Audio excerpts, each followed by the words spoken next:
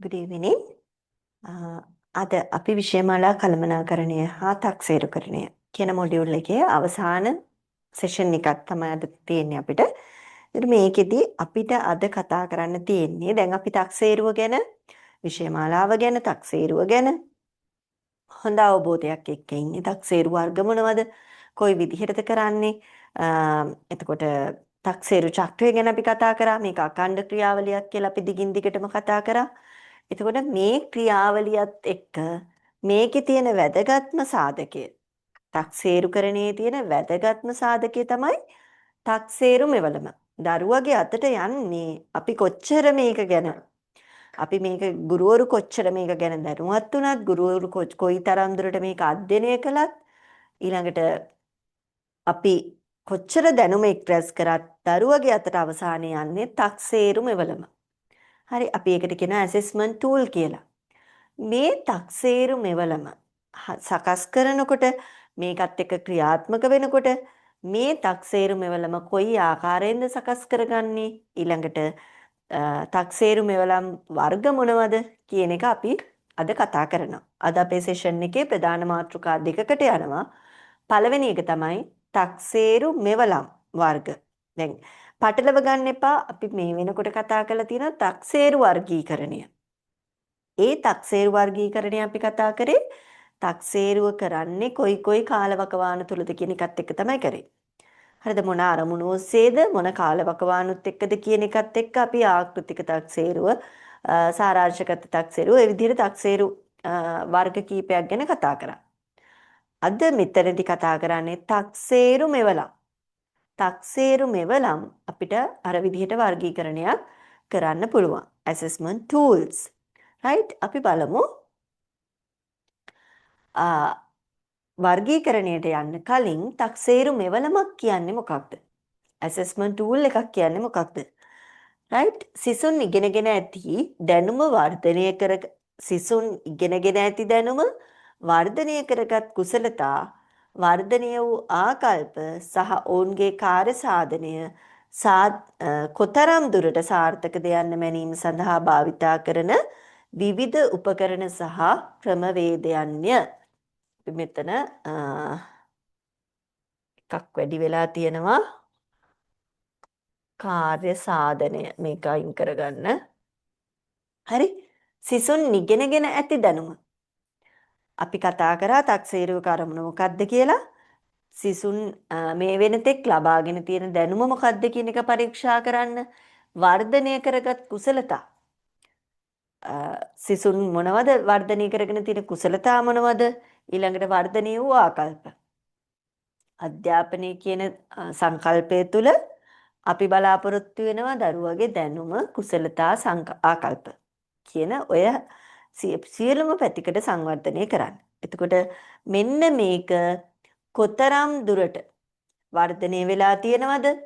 ඔවුන්ගේ කාර්ය සාධනය කොතරම් දුරට සාර්ථකද කියන එක මැන බලන්න තමයි භාවිතා කරන විවිධ උපකරණ සහ ක්‍රමවේදයන්.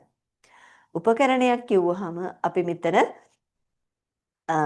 යන්ත්‍රයක් නෙමෙයි මේක. නමුත් මේක හරහා අපිට බලා ගන්න පුළුවන් යම්කිසි විදිහක ටූල් එකක්. නමුත් මේ හරහා අපිට මැන බලන්න පුළුවන් අපි මේක පාවිච්චි කරනවා මාධ්‍යයක් විදිහට. දරුවා උගත් දේ කොතරම් දුරට සාර්ථකද කියලා මනින්න පුළුවන් ටූල් එකක් විදිහට. හරිද? මේක පේපර් එකක දෙන කොලයක් වුණත්, වාචිකව ගන්න පරීක්ෂණයක් වුණත් අපි මේක නම් කරලා තියෙන ටූල් එකක් විදිහට. මෙවලමක් විදිහට, උපකරණයක් විදිහට. ඇයි අපි අර යොදාගත්ත අපි දරුවව පුරවලා තියෙන දැනුම ආකල්පයේ ටික අපිට ඒ ටික ගන්න විදිහක් නැහැ. කොහොමද අපිට පේන්නේ නැහැ. දැන් අපි හිතමු මොකක් හරි දෙයක් රත් වෙනකොට පාට වෙනස් වෙනවා නේද? අපි දන්නවා මාළුවෙක් බදින්න දැම්මහම අපිට මාළුවා බැදුනා කියලා කර වෙනකොට පාට වෙනස් වෙලා පේනවා. හරි? නමුත් දරුවෙක්ට කොච්චර අපි දැනුම ආකල්ප හැකියාවන් වලින් පිරෙව්වත් දරුවගේ පාට වෙනස් වෙන්නේ නැහනේ. නේද? හැඩේ වෙනස් වෙන්නේ නැහනේ. ඒක අපිට බලා ගන්න බෑ මොකද්ද වුනේ කියලා. අපි දෙනවා තමයි දැනුම දෙනවා ආකල්ප දෙනවායි කොයි තාක් දුරට සංවර්ධනය වෙලාද කියලා මනින්න යොදා ගන්න උපකරණය තමයි මේ ඇසෙස්මන්ට් ටූල් එක කියලා කියන්නේ. තක්සේරු උපකරණය කියලා හඳුන්වන්නේ. ඒකෙන් තමයි අපි මැනගන්නේ හරියට මේක දරුවෙක්ට උණ තියනවද කියලා බලන උෂ්ණත්ව මානයක් පාවිච්චි කරනවා වගේ. උණ කට්ටක් පාවිච්චි කරනවා වගේ. හරිද? ඇඟ ඇතුලේ උණ තියෙනවා අපිට පේන්නේ. අපි උණ කට්ට පාවිච්චි කරලා ඔන්න අගයක් ගන්නවා කොච්චරක් උණ තියනවද කියලා. අන්න ඒ වගේ මේ ඇසෙස්මන්ට් ටූල් එක අපි ළමයාට දාලා බලනවා කොච්චරක් දුරට මෙයා සාර්ථක වෙලා තියෙනවද කියලා. අන්න ඒකයි මේක ඇසෙස්මන්ට් ටූල් තක්සේරු මෙවලම තක්සේරු උපකරණය කියලා හඳුන්වලා දෙන්නේ. හරි. දැන් අපි බලමු.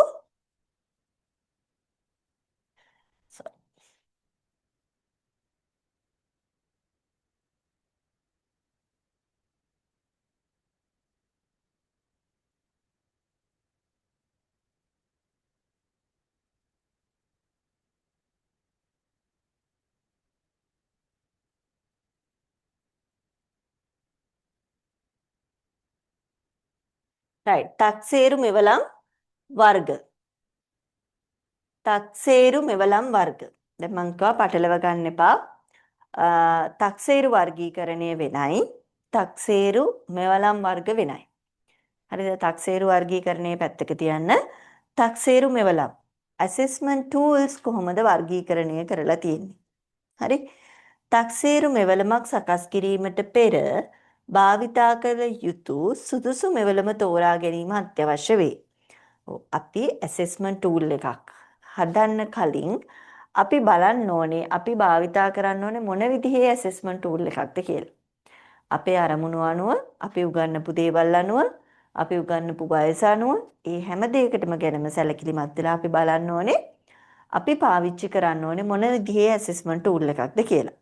එතකොට මේකෙදි assessment tools තක්සේරු මෙවලම් වර්ගීකරණය වෙනවා කොටස් 3ක් යටතේ. හරිද? අපි බලමු පළවෙනි කොටස වෛශ්වික තක්සේරු මෙවලම. වර්ග 3යි වෛශ්වික තක්සේරු මෙවලම, ආත්මීය තක්සේරු මෙවලම, කාර්ය සාධනය මත පදනම් වූ තක්සේරු මෙවලම්. හරිද? මේ ආකාර 3 ගැන අපි වෙන්වෙන් වශයෙන් කතා කරනවා. මොකද්ද මේ එක එක assessment tool එක යටතේ ගන්න පුළුවන් විවිධ tools මොනවද කියන එක අපි දැන් කතා කරමු. වෛශ්වික තක්සේරු මෙවලම්. වෛශ්වික තක්සේරු මෙවලම් විදිහට අපි හඳුන්වනවා අපි දරුවගේ තියෙන දැනුම එකහෙලා පරීක්ෂා කරන්න මතකය, ධාරණ ශක්තිය ඒ දේවල් පරීක්ෂා කරන්න යොදා ගන්න තක්සේරු මෙවලම් තමයි වෛශ්වික තක්සේරු මෙවලම් විදිහට හඳුන්වලා තියෙන්නේ. එතකොට මේ වෛශ්වික තක්සේරු මෙවලම් වල කොටස් 3ක් අපි කතා කරනවා. වර්ග 3ක්. හරි. එකක් බහුවර්ණ ප්‍රශ්න, ගැළපීමේ ප්‍රශ්න, සත්‍ය අසත්‍ය ප්‍රශ්න. එතකොට මේ වෛශ්වික තක්සේරු මෙවලම් කියන එක යටතට අයිති වෙන්නේ මේ 3 විතරක් නෙමෙයි. මීට අමතරව මේ හා සමාන යන ප්‍රශ්න කීපයක් මේ ප්‍රශ්න අයිති වෙන්න පුළුවන්. හරිද? ප්‍රශ්න වර්ග අයිති වෙන්න පුළුවන්. එතකොට හිස් තැන් පිරවීමක් ගත්තොත් හරි? ඒ වගේ දේවල්. එතකොට බහුවර්ණ ප්‍රශ්න, ගැළපීමේ ප්‍රශ්න සහ සත්‍ය අසත්‍ය ප්‍රශ්න. මේ විදිහේ ප්‍රශ්න තමයි අපි වෛශ්වික තක්සේරු මෙවලම් යටතට අරගන්නේ. දැන් අපි බලමු බහුවර්ණ ප්‍රශ්න. මොනවද මේ බහුවර්ණ ප්‍රශ්න කියලා කියන්නේ? අපි දන්නවා අපි ගුරුවරු විදිහට වැඩිපුරම ළමයින්ට දෙන්න කැමති බහුවර්ණ ප්‍රශ්න. අපි හදන්න කැමති නෙමෙයි. අපි ළමයින්ට දෙන්න කැමති බහුවර්ණ ප්‍රශ්න. ඇයි? අපිට බලන්න හරිම ලේසි. හරිද? උත්තර ටික කියාගෙන යනවා. අපි පේපර් එකෙත් අපි මොකද්ද කරන්නේ? ගොඩක් වෙලාවට ළමයි ටිකක් එක්ක වාරි භාගේ පේපර් බලනකොට ළමයි ටිකක් එක්ක එකතු වෙලා අපි ළමයින්ට දීලා ඒකේ ගැටලුවක් නැහැ. මොකද එකම උත්තරයයි තියෙන්නේ. ඒ නිසා ගොඩක් ජනප්‍රිය ප්‍රශ්න වර්ගයක් තමයි මේ MCQ multiple choice questions. හරි. බහුවර්ණ ප්‍රශ්නය අනුව එක් ප්‍රශ්නයකට පිළිතුරු කීපයක් ලබා දී ඒ අතරින් නිවැරදි පිළිතුර තෝරා ගැනීමට ශිෂ්‍යයාට අවස්ථාව ලබා දෙන වෛශික තක්සේරු මෙවලම. මේ ප්‍රශ්නවලදී අපි දන්නවා එක ප්‍රශ්නයක් තියෙනවා. ඒ ප්‍රශ්නෙට පිළිතුරු කීපයක් තියෙනවා. ඒකෙන් එක පිළිතුරක් තෝරගන්න තමයි අපි ළමයව යොමු කරන්නේ. මෙම ප්‍රශ්න වර්ගය මගින් ශිෂ්‍යයාගේ දැනුම, අවබෝධය සහ මතකය කාර්යක්ෂම ලෙස තක්සේරු කළ හැක. බලන්න මේ ප්‍රශ්නේ මොකද්ද? ශිෂ්‍යයාගේ දැනුම. අපි මෙච්චර දුරට මේ ප්‍රශ්න ගැන හිතලා තියෙනවද කියලා චුට්ටක් කල්පනා කරන්න. මේ වගේ ප්‍රශ්නකින් ශිෂ්‍යයාගේ දැනුම මනින්න පුළුවන්. හරි. අපි අහුවොත් කුඩා දරුවෙක්ගේ ශ්‍රී ලංකාවේ උසම කන්ද කියලා කඳු කිහිපයක නම් දීලා උසම කන්ද තෝරන්න දුන්නොත් අපිට එකහෙලා ශිෂ්‍යයාට මේ පිළිබඳව කොච්චර මතකයක් තියෙනවද කියන එක දැනුමක් තියෙනවද මේ ගැන දැනුමක් තියෙනවද කියන එක අවබෝධ කරගන්න පුළුවන්. MCQ වලදී මේ සියලුම ලක්ෂණ මනින්න පුළුවන්. හරි. දැනුම, අවබෝධය, මතකය කාර්යක්ෂම ලෙස තක්සේරු කරන්න පුළුවන්. ඒ උදාහරණයක් විදිහට ශ්‍රී ලංකාවේ අගනුවර කුමක්ද? කොළඹ කියලා දෙනවා. එතකොට මේකෙන් අපි මතකය කියන එක අපිට තක්සේරු කරන්න පුළුවන්. හරිද? ඒ වගේම තමයි MCQ හරහා දැනුම සහ අවබෝධය. මතකය වෙනයි, දැනුම වෙනයි, අවබෝධය වෙනයි. නේද? මතකය කියන්නේ ඕන දෙයක් කෙනෙක්ට කටපාඩම් කරලා හරි මතක තියාගන්න පුළුවන්. හරිද? දැනුම කියන දේ තමන් විසින් යමක් අවබෝධ කරගත්තාම එන හැකියාව. හරි? ඒකට අවබෝධ කරගැනීමේ හැකියාව. කියන්නේ දරුවෙක්ට ගාණක් දීලා දැන් ගණිත ප්‍රශ්න පත්‍රයේ තියෙන්න පුළුවන් MCQ. හරි?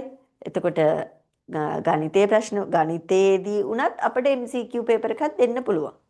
හරිද? ගණිත ගැටලුවක් දීලා ඒකට පිළිතුරු 4ක් දීලා අපිට පුළුවන් නිවැරදි පිළිතුර තෝරන්න කියලා කියන්න. එතකොට මොකද්ද?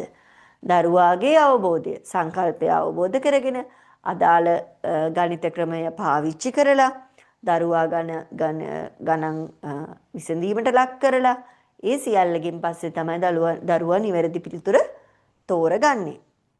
එතකොට මේකෙන් දරුවගේ අවබෝධය ඒ සියල්ල මැන බලන්න හැකියාව ලැබෙනවා. එතකොට මේක කාර්යක්ෂම ලෙස තක්සේරු කරන්න පුළුවන්. ඒ කාර්යක්ෂම ලෙස තක්සේරු කරන්න පුළුවන් කියලා කියන්නේ. මෙතනදී අපිට වෙන්න පුළුවන් දැන් අපේ මේ මිනුම අපි ලබා ගන්න මිනුම බොහෝ දුරට අපි හිතනවා සාර්ථකයි කියලා. හරිද? මොකද නිවැරදි එක උත්තරයයි. ළඟින් යන ඒවට දෙන්නේ නැහැ. නේද? 3යි 4යි අංක දෙක එක ළඟ තිබුණා කියලා නේද? අපි දැන් බලමු මේකේ උත්තරේ තමයි A. අපි දෙනවා මේකට හරි ගියාම ලකුණු 5. හරිද? නමුත් මේක ළඟින් ගියා B මෙතන තියෙන කිට්ටුවමයි ඒකට හරිය දාලා තියෙන්නේ B එක ළඟමනේ මේක තියෙන්නේ කියලා B එකට දැම්ම කියලා ලකුණු දෙකක් විතර දෙන්න අපේ අදහසක් නැහැ. නිවැරදි පිළිතුර නිවැරදිවම තිබුණොත් විතරයි අපි මේකට ලකුණ දෙන්නේ. නේද? ඒ නිසා මේක හරි කාර්යක්ෂමයි කියලා අපි හිතනවා. මම තවදුරටත් කියන්නේ එහෙම. මේක කාර්යක්ෂමයි කියලා අපි හිතනවා. මොකද නිවැරදි පිළිතුරට විතරයි අපි හරියක් දෙන්නේ. හරිද? හරියටම හරිද කියන එක හරියටම මේක හරිද වැරදිද කියන එක අවබෝධ කරගන්න පුළුවන් ඊටාම පහසුවෙන්. දරුවටත් එහෙමයි. තමන්ගේ උත්තරේ හරිද වැරදිද කියන විනිවිද භාවයක් තියෙනවා මෙතන. රචනා ප්‍රශ්නයක් ලිව්වා වගේ නෙමෙයි. දරුවට විනිවිද භාවයක් තියෙනවා. මේ උත්තරේ හරි. මම ගහලා තියෙන්නේ මේකට. ඒතකොට මේකට ලකුණක් එන්න ඕනේ. අපි දන්නවනේ. අපි වාර විභාගේ පේපර් ටික බලලා ඉවර වෙලා බෙදපු ගමන් ළමයි අනිත් පැත්තට උස්සගෙන එනවා. ටීචර් මේ හරි එකට වැරදි දාලා. දරුවා දන්නවා මේක තමයි හරි එක. මේක තමයි රචනා ප්‍රශ්න ගැන අහන්නේ ඉන්නේ නෑ නේ විදිහට. නේද? බොහෝ දුරට MCQ වල ඔය වගේ එකක් හරි දෙකක් හරි ගැටලුවක් තිබුණොත් දරුවට අවබෝධයක් තියෙනවා මේක තමයි හරි උත්තරේ කියන එක. ඒ වගේ විනිවිද භාවයක් තියෙන ප්‍රශ්න වර්ගයක් තමයි මේ multiple choice questions. හරි. එතකොට බහුවර්ණ ප්‍රශ්න. දැන් මේක ගැන කතා කරනකොට මම මේකේ වාසි අවාසි ගැන කතා කරන්න. එතකොට කතා කරමු. right. අපි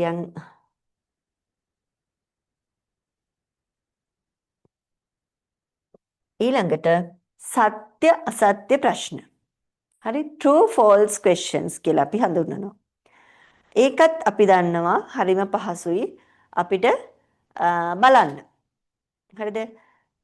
අපි තාම assessment tool එකක් හදන තැන ගැන කතා කරේ නැති නිසා assessment tool එක බලන්න හරි ලේසි, ලකුණු දාන්න හරි ලේසි මේ සත්‍ය අසත්‍ය ප්‍රශ්න වලට. ළමයිනුත් හරි කැමති. හරිද? උත්තර දෙකයිනේ තියෙන්නේ. එක්ක හරි එක්ක වැරදි.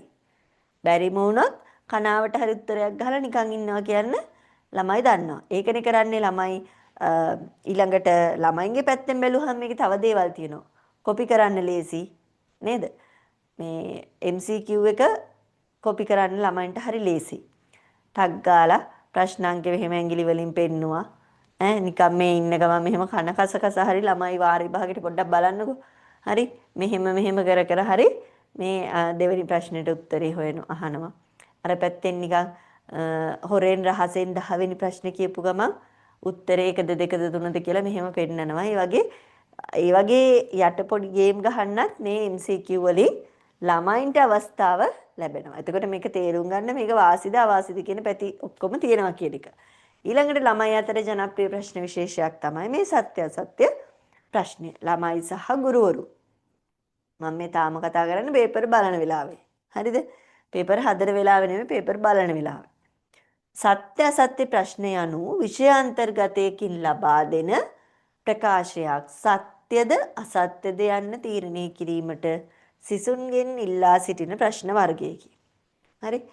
අපි දන්නවා මොකක් හරි අපි උගන්වපු තියරි එකක කරුණක් පාඩමක තියෙන යම් කොටසක් යම් වාක්‍යයක් අපි මතු කරලා අරගෙන මේ කියවන සත්‍යද අසත්‍යද. හරි අපිට පුළුවන් පැරග්‍රාෆ් එකක් දෙන්න. පැරග්‍රාෆ් එකක තියෙන එක වාක්‍යයක් අරගෙන හරි ඒක සත්‍යද අසත්‍යද කියලා අපිට සඳහන් කරන්න කියලා දාන්න පුළුවන්. ශ්‍රී ලංකාවේ රාජධානිය කොළඹ වේ. ළඟට ජලය H2O ලෙස හැඳින්වේ. පෘථිවිය සූර්යයා වටා භ්‍රමණය වේ. ඔය වගේ කරුණ විතරක් ලියනවා. ඒතර ප්‍රශ්න නැහැ. කරුණ ලියනවා සත්‍යද අසත්‍යද කියලා නම් කරන්න තමයි තියෙන්නේ. එතකොට මේකත් දරුවෝ ආසාවෙන් ඉදිරිපත් වෙන මූණ දෙන ප්‍රශ්නයක් විදිහට හඳුන්වන්න පුළුවන්. ඊළඟට අපි බලමු ගැළපීමේ ප්‍රශ්න. matching type question. ගැළපීමේ ප්‍රශ්න. ගැළපීමේ ප්‍රශ්න යනු කාණ්ඩ දෙකක A හා B දී ඇති වචන අදහස් වාක්‍ය හෝ සංකල්ප එකිනෙකට නිවැරදිව ගැළපීමට සිසුන්ගෙන් ඉල්ලා සිටින ප්‍රශ්න වර්ගයකි. අපි දන්නවා පොඩි කාලේ ඉඳලම දරුවෝ හරි ආසයි මේ ප්‍රශ්නෙට. නේද?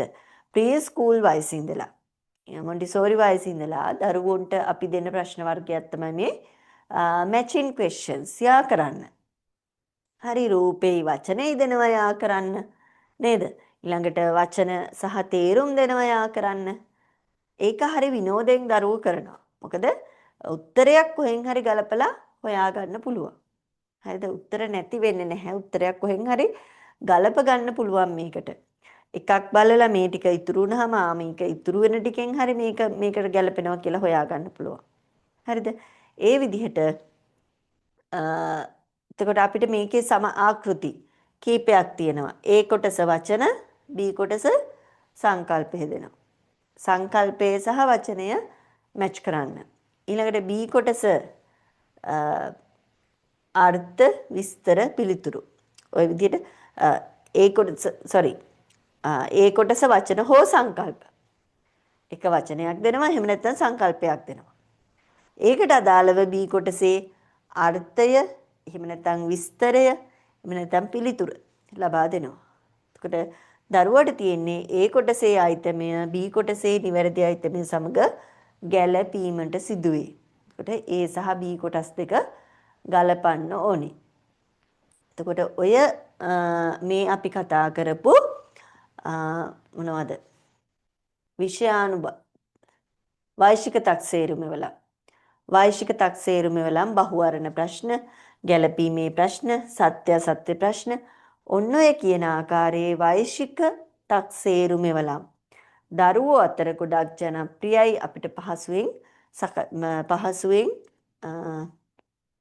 පරීක්ෂා කරන්න පුළුවන් මෙවලම් වර්ගයක්. දැන් අපි කතා කරමු වෛශ්වික තක්සේරු මෙවලම් වල වාසි සහ අවාසි.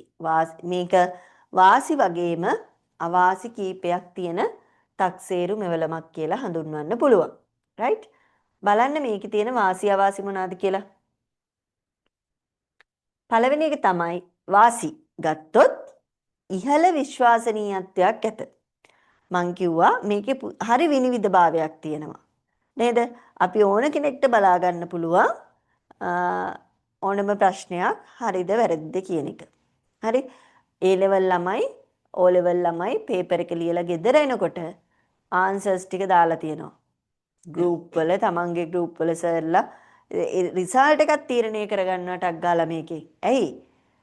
ඒ තරම් මේ MCQ කියන එක අපිට ඉක්මනට පරීක්ෂා කරගන්න පුළුවන්. හරිද?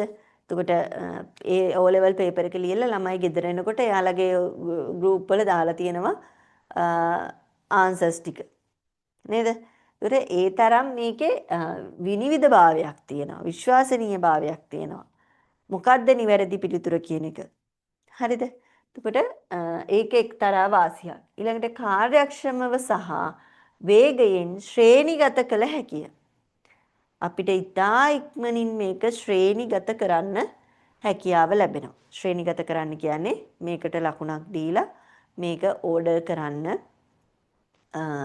ලකුණු ලබා දෙන්න ඒ සියල්ලටම අපිට අවස්ථාව ලැබෙනවා.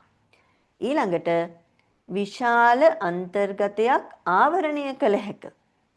අපේ සිලබස් එකේ තියෙන අපේ පාඩම් වල තියෙන වැඩි කොටසක් මේකට අන්තර්ගත කරන්න පුළුවන්. ඇයි? එතකොට දැන් අපි දන්නවා විෂය කරුණු මෙතන විෂය කරුණු 4ක් කියන්නේ ආන්සර්ස් 4ක් දෙනවා කියන්නේ අපි විවිධාකාරයේ තොරතුරු 4 වර්ගයක් මෙතෙන්ට ඇතුළත් කරනවා. හරිද? ඒතර මේ විවිධ තොරතුරු 4 වර්ගයත් එක්ක අපිට පුළුවන් අපේ සිලබස් එකේ තියෙන ගොඩක් දේවල් මේකට එකතු කරන්න. හරිද? මේකේ ප්‍රශ්න හදන්න පුළුවන් විවිධ සංකල්ප එකට එකතු කරලා එකට අමුණලා හදන්න පුළුවන්. හරි? පාඩමක් සම්පූර්ණයෙන්ම කවර් වෙන විදිහට අපිට හදන්න පුළුවන්. දැන් අපි හිතමුකෝ අපි ඊළඟට කතා කරනවා තක්සේරු මෙවලම් සකස් කිරීම. හරිද?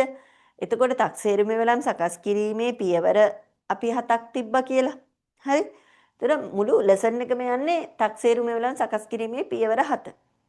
එතකොට අපිට පුළුවන් MCQ එකක් හදන්න තක්සේරු මෙවලම් සකස් කිරීමේ අනුපිළිවෙල වන්නේ කියලා අර පිළිවෙල 7 ආකාර 4කට දෙනවා. එතකොට මොකද වෙන්නේ? අර මුළු පාඩමම ඒකෙන් කවර් වෙන එක ප්‍රශ්නකින් අර මුළු පාඩමම කවර් කරගන්න පුළුවන්. හරිද? අන්නේ විදිහට විෂයේ විශාල අන්තර්ගතයක් ආවරණය කරගන්න අපිට හැකියාව ලැබෙනවා වෛශ්වික තක්සේරු මෙවලම් එක්ක. හරිද? මම අර කියපු සියල්ලම වෛශ්වික තක්සේරු මෙවලම් වලට අයිති වෙන්නේ MCQ විතරක් නෙමෙයි. MCQ සත්‍ය අසත්‍යභාවය ඊළඟට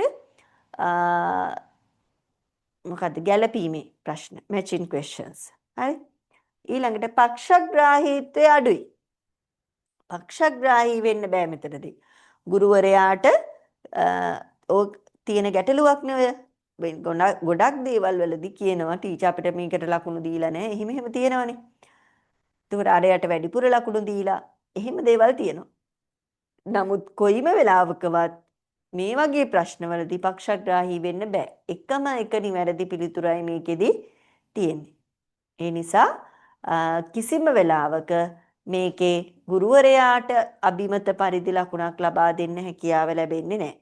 ගුරුවරයා කොයිතරම් දැනුම මට්ටමක කොයි දැනුම මට්ටමේ හිටියත් ගුරුවරයා කොයිතරම් දරුවාට ලැබි හෝ දරුවාට ලැබිතාවයක් නොදැක්කුවත් ගුරුවරයාගේ අධ්‍යාපන මට්ටම මේ සියල්ල මොන දේ කොහොම වුණත් මේකෙදි ලැබෙන්න ඕනේ එකම පිළිතුරක්. ඒතර එකම රටාවකට තමයි මේකෙදි ආන්සර්ස් චෙක් වෙන්නේ. ඊළඟට අවාසි මොනවද කියලා අපි බලමු. අනුමාන කිරීමේ අවස්ථා ඇත. ගෙසින්. ඔව්. දරුවෝ මොකද කරන්නේ මේ වගේ ප්‍රශ්නවලදී අර අපි කියන්නේ 10 20 ගණන් කරලා දානවා කියලා. නේද? එහෙම ගණන් කරලත් දාන වෙලාවල් තියෙනවා. අපි දැකලා තියෙනවා නේද? ඔයාලටත් හම්බ වෙලා ඇති. සමහර ළමයි මුකුත් නැහැ. අර අන්තිම ප්‍රශ්න 10ම වෙලා මදි වුණොත් එහෙම නිකාං අහක බලාගෙන උත්තර ටික ගහලා දානවා. හැබැයි වරදිනවද ඒ ඔක්කොම? නෑ. ඔය අතරින් දෙකක් තුනක් හරියනවා. එතකොට දැන් ඔය අපි ඇත්තටම දරුවගේ ඔය කියපු මේ මොකද්ද දැනුම ආකල්ප හැකියා සංවර්ධනය ඕවා මැනලාද? නෑ. නිකන් දරුවා ඔහේ ඇස් දෙක පියාගෙනත් ඕක ගහලා දානවා. අර අන්තිමට අපි දැකලා තියෙනවා අර දෙනවනේ කොටුකොලේ මේ MCQ වලට ආන්සර්ස් ගහන්න දෙනවනේ කොටුකොලේ පේපර් එක මෙහෙම එකතු කරගෙන යනකොට පේපර් එක දිහාවත් බලන්නේ අන්තිමට ගහලා නැත්තම් කතරේ ටිකක් මෙහෙම ගහලා දෙනවා. ඔක්කොම වරදිනවද? නෑ. ඒකේ හරියන්න පුළුවන් සම්භාවිතාවක් තියෙනවා. හරිද? දරුවගේ ලක්කයක අනුව එක හරි හෝ වැරදි වෙනවා. ඒ නිසා අනුමාන කිරීමේ අවස්ථාව තියෙනවා. දරුවා පිළිතුර නොදැන හිටියත් මේකේ අහඹු ලෙස හරි සමහර විට හරියන්න පුළුවන්. එතකොට අපිට කියන්න බෑ MCQ පේපර් එකකින් වැඩිම ලකුණු ගන්න ළමයා තමයි මේ විෂය සඳහා වැඩිම සාධනීය මට්ටමක් පෙන්눔 කරන දරුවා කියලා අපිට වෙන් කරගන්න බෑ. මොකද ලකුණු අපි හිතමුකෝ අපි පන්තියේ ළමයින්ගේ MCQ පේපර් එකකින් අපි එකතු කරගත්ත ලකුණු තියෙන එක ළමයෙක්ට 45ක්. හරි. එක ළමයෙක්ට ලකුණු 45ක් තියෙනවා. ඊළඟට තව ළමයෙක්ට 47ක් තියෙනවා. තව ළමයෙක්ට 40ක් තියෙනවා. හරි තව ළමයෙක්ට 43ක් තියෙනවා. ඔය විදිහට ලකුණු ලිස්ට් එක ගත්තාම අපි මේ 47 තියෙන දරුවා තමයි MCQ වල වැඩිම සාධනීය මට්ටමක් පෙන්වන්නේ. එතකොට මේ ළමයා තමයි මේ විෂයේ ඉහළම සාධන මට්ටමක් තියෙන දරුවා කියලා අපිට වෙන් කරගන්න පුළුවන්ද? බෑ. සමහර විට මේ 47 මේ 7ම මේ ළමයා කනාවට ගහපුව වෙන්න පුළුවන්. මේ ගත්ත 43 මේ ළමයා සියල්ලම අවබෝධයෙන් කරපු දරුවෙක් වෙන්න පුළුවන්. කොහොමද අපි තෝරන්නේ? අපි දන්නේ නැහැ අපිට ඒක යන්නේ එතන අපි හිර වෙනවා. අපිට ඒක තෝරගන්න හැකියාවක් නැහැ. හරිද? ඔන්න ඕකයි MCQ වල අවාසි සහගත తত্ত্বය. හරි. ඊළඟට බලන්න ගැඹුරු අවබෝධය සම්පූර්ණයෙන් මැනීමට සීමිතය. හරි? සම්පූර්ණ ගැඹුරු අවබෝධයක් තියෙනවද කියන එක අපිට හරියටම තහවුරු කරගන්න හැකියාව ලැබෙන්නේ නැහැ. හරිද? දැන් දෙයක් ගැන හොඳ විශ්ලේෂණයක් කරනකොට හොඳ විස්තරයක් කරනකොට හරිද? ඒකෙදි දරුවට මේක ගැන දරුවා පිටින් කරුණු හොයාගෙන ඒ දේවල් එක්ක අපිට පුළුවන් මේ ගැන හොඳ අවබෝධයක් තියෙනවද කියන එක තහවුරු කරගන්න. නමුත් මේ උත්තර හතරෙන් එකක් දාගත්තා කියලා අපිට හිතන්න බෑ මේක ගැන ගැඹුරු අවබෝධයක් තියෙනවා. යන්තම් මතකේ තියෙන දෙයක් යන්තම් ලාවට ගිහිල්ලා අවබෝධ කරගෙන කිට්ටුවෙන් යන එකක් ආවොත් අන්න එහෙම දේවල් වලදී දරුවට අවස්ථාව තියෙනවා හරි මේක තමයි උත්තරේ කියලා. දැන් අපි හිතමුකෝ දැන් මම අර කතා කරපු උදාහරණේ මම දැන් කතා කරනවා කියලා කිව්වනේ තක්සේරු මෙවලමක් සකස් කිරීමේ පියවර ටික මොකක්ද කියලා. ඒතර මේ තක්සේරු මෙවලමක් සකස් කිරීමේ පියවර ටික ඔයාලට මතක නැතත් හරිද? මතකත් නැහැ මේක ගැන ලොකු අවබෝධකුත් නැහැ. හැබැයි ටිකක් මේක නිකන් කියලා යන විදිහ බලලා හරිද? පියවර 4 බලලා දීලා තියෙන ආන්සර්ස් 4 බලලා මේකේ මේ ටික නම් මෙහෙමයි මේ ටික මේක හරි ඇති කියලා අපිට නිගමනයකට එන්න පොඩි තර්ක දාලා පුළුවන්නේ. ගැඹුරු අවබෝධයක් නැතත් අපිට පුළුවන් අපේ තර්කන හැකියාවෙන් අපේ විචාරශීලී බුද්ධිය පාවිච්චි කරලා පොඩ්ඩක් කොහොම හරි ගැට ගහ ගන්න. හරිද? ඒ නිසා ගැඹුරු අවබෝධය කියන දේ සම්පූර්ණයෙන් මැනීම අපිට මේකෙදී අවස්ථාව හම්බ වෙන්නේ නැහැ. ඊළඟට සකස් කිරීම සඳහා වැඩි කාලය හා කුසලතාව අවශ්‍ය වේ. හරි? දැන් ඇත්තටම ගුරුවරු විදිහට MCQ පේපර් එකක් හදලා තියෙනවා නම් ආයි ජීවිතේට MCQ පේපර් කරන්න හිතෙන්නේ නැහැ. හරි දැන් අපි කතා කරනවානේ අර ඊට පස්සේ තියෙන මේ මොකද්ද තක්සේරු මෙවලමක් සකස් කිරීම කියන එකට ඔන්න ඕකත් එක්ක බලලා තක්සේරු මෙවලමක් සකස් කිරීම ගැන අපිට කොච්චර අවබෝධයක් තියෙන්න ඕනද ඒ දේවල් එක්ක හිතලා මේ MCQ පේපර් එකක් හදන්න ගියාම තේරෙනවා මේ MCQ පේපර් එක හදන එක කොච්චර අමාරුද කියලා. හරිද? ඒ නිසා ගුරුවරයෙක් විදිහට මේක ලොකු බරපතල වගකීමක් MCQ එකක් හදනවා කියන එක. හරිද? අපි ගොඩක් වෙලාවට දැන් පුරුදුලා ඉන්නවා අරහෙන් ටිකක් අහුලගෙන මෙහෙන් ටිකක් අහුලගෙන ඈ එහෙමනේ එක පේපර් එකකින් ප්‍රශ්නය අර පේපර් එකකින් ප්‍රශ්නය ඔය ටික කරලා එක්ක වචන මාරු කරලා නම් මාරු කරලා ඔහොම තමයි පේපර් එකක් හදන්නේ. එහෙම නැතුව නිවැරදි ක්‍රමවේදයට MCQ එකක් හදනවා නම් ඇත්තරම මේකට ලොකු කාලයක් වැය වෙනවා. අර උත්තර ලියන්න යන කාලේ වගේ නෙමෙයි පේපර් එක හදන්න ලොකු කාලයක් වැය වෙනවා. ලොකු දැනුමක් අවශ්‍යයි. පුළුල් දැනුම පරාසයක් ඕන වෙනවා. මේ MCQ පේපර් එකක් හදන්න. ඊළඟට නිර්මාණශීලීත්වය මැනීමට නොහැක. MCQ වලින් පුළුවන් ද නිර්මාණශීලී බව මනින්න? බෑ. ලස්සන වචනයක් පාවිච්චි කරනවද මේක ඇතුලේ? නෑ.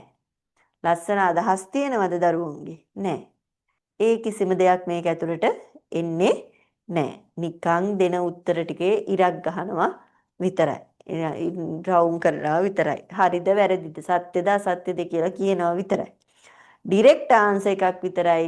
දරුවන්ගේ තියෙන සිතුවිලි මෙතනදී එකක්වත් ඉදිරිපත් වෙන්නේ නැහැ. නිර්මාණශීලී හැකියාවක් කොහෙත්ම ඉස්මතු කරගන්න අපිට හැකියාව ලැබෙන්නේ නැහැ. ඔන්න ඕකයි වෛශික තක්සේරු මෙවලම ගැන අපිට කතා කරන්න තියෙන්නේ. වෛශික තක්සේරු මෙවලමේ වාසි සහ අවාසි ඔය දෙපැත්තම තියෙනවා. එතකොට එහෙම කියලා අපි මේ කිසි දෙයක් අතාරින්න බෑ. අපි මේවා ඉගෙන ගන්නෙ මොකද්ද? මේ අවාසි පැත්ත අවම කරගෙන අපිට හැකියාව තියෙන්න ඕනේ තක්සේරු මෙවලමේ වැඩි ප්‍රයෝජනයක් ගන්න. නමුත් කොහොම කරත් අපි දන්නවා මේ දේවල් අතාරින්න අපිට අමාරුයි. නේද? MCQ එකක් ගත්තාම මේ අනුමාන කිරීමේ හැකියාව තියෙනවා. කොපි කිරීමේ හැකියාව තියෙනවා. මේකේ දාලා නැහැ. දාලා නැති වුණාට පහසුවෙන් දරුවට තව කෙනෙක්ගෙන් කොපි කරගන්න හැකියාව තියෙනවා. හරිද? වැඩි හරියක්ම දරුවෝ කොපි කරන්න ටාගට් කරන්නේ MCQ පේපර් එක.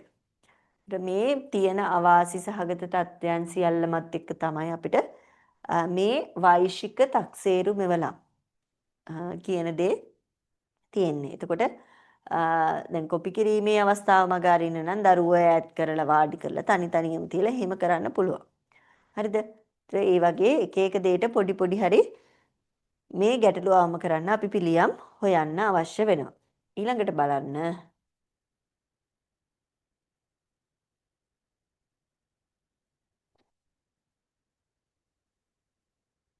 ආත්මීය තක්සේරු මෙවලම්.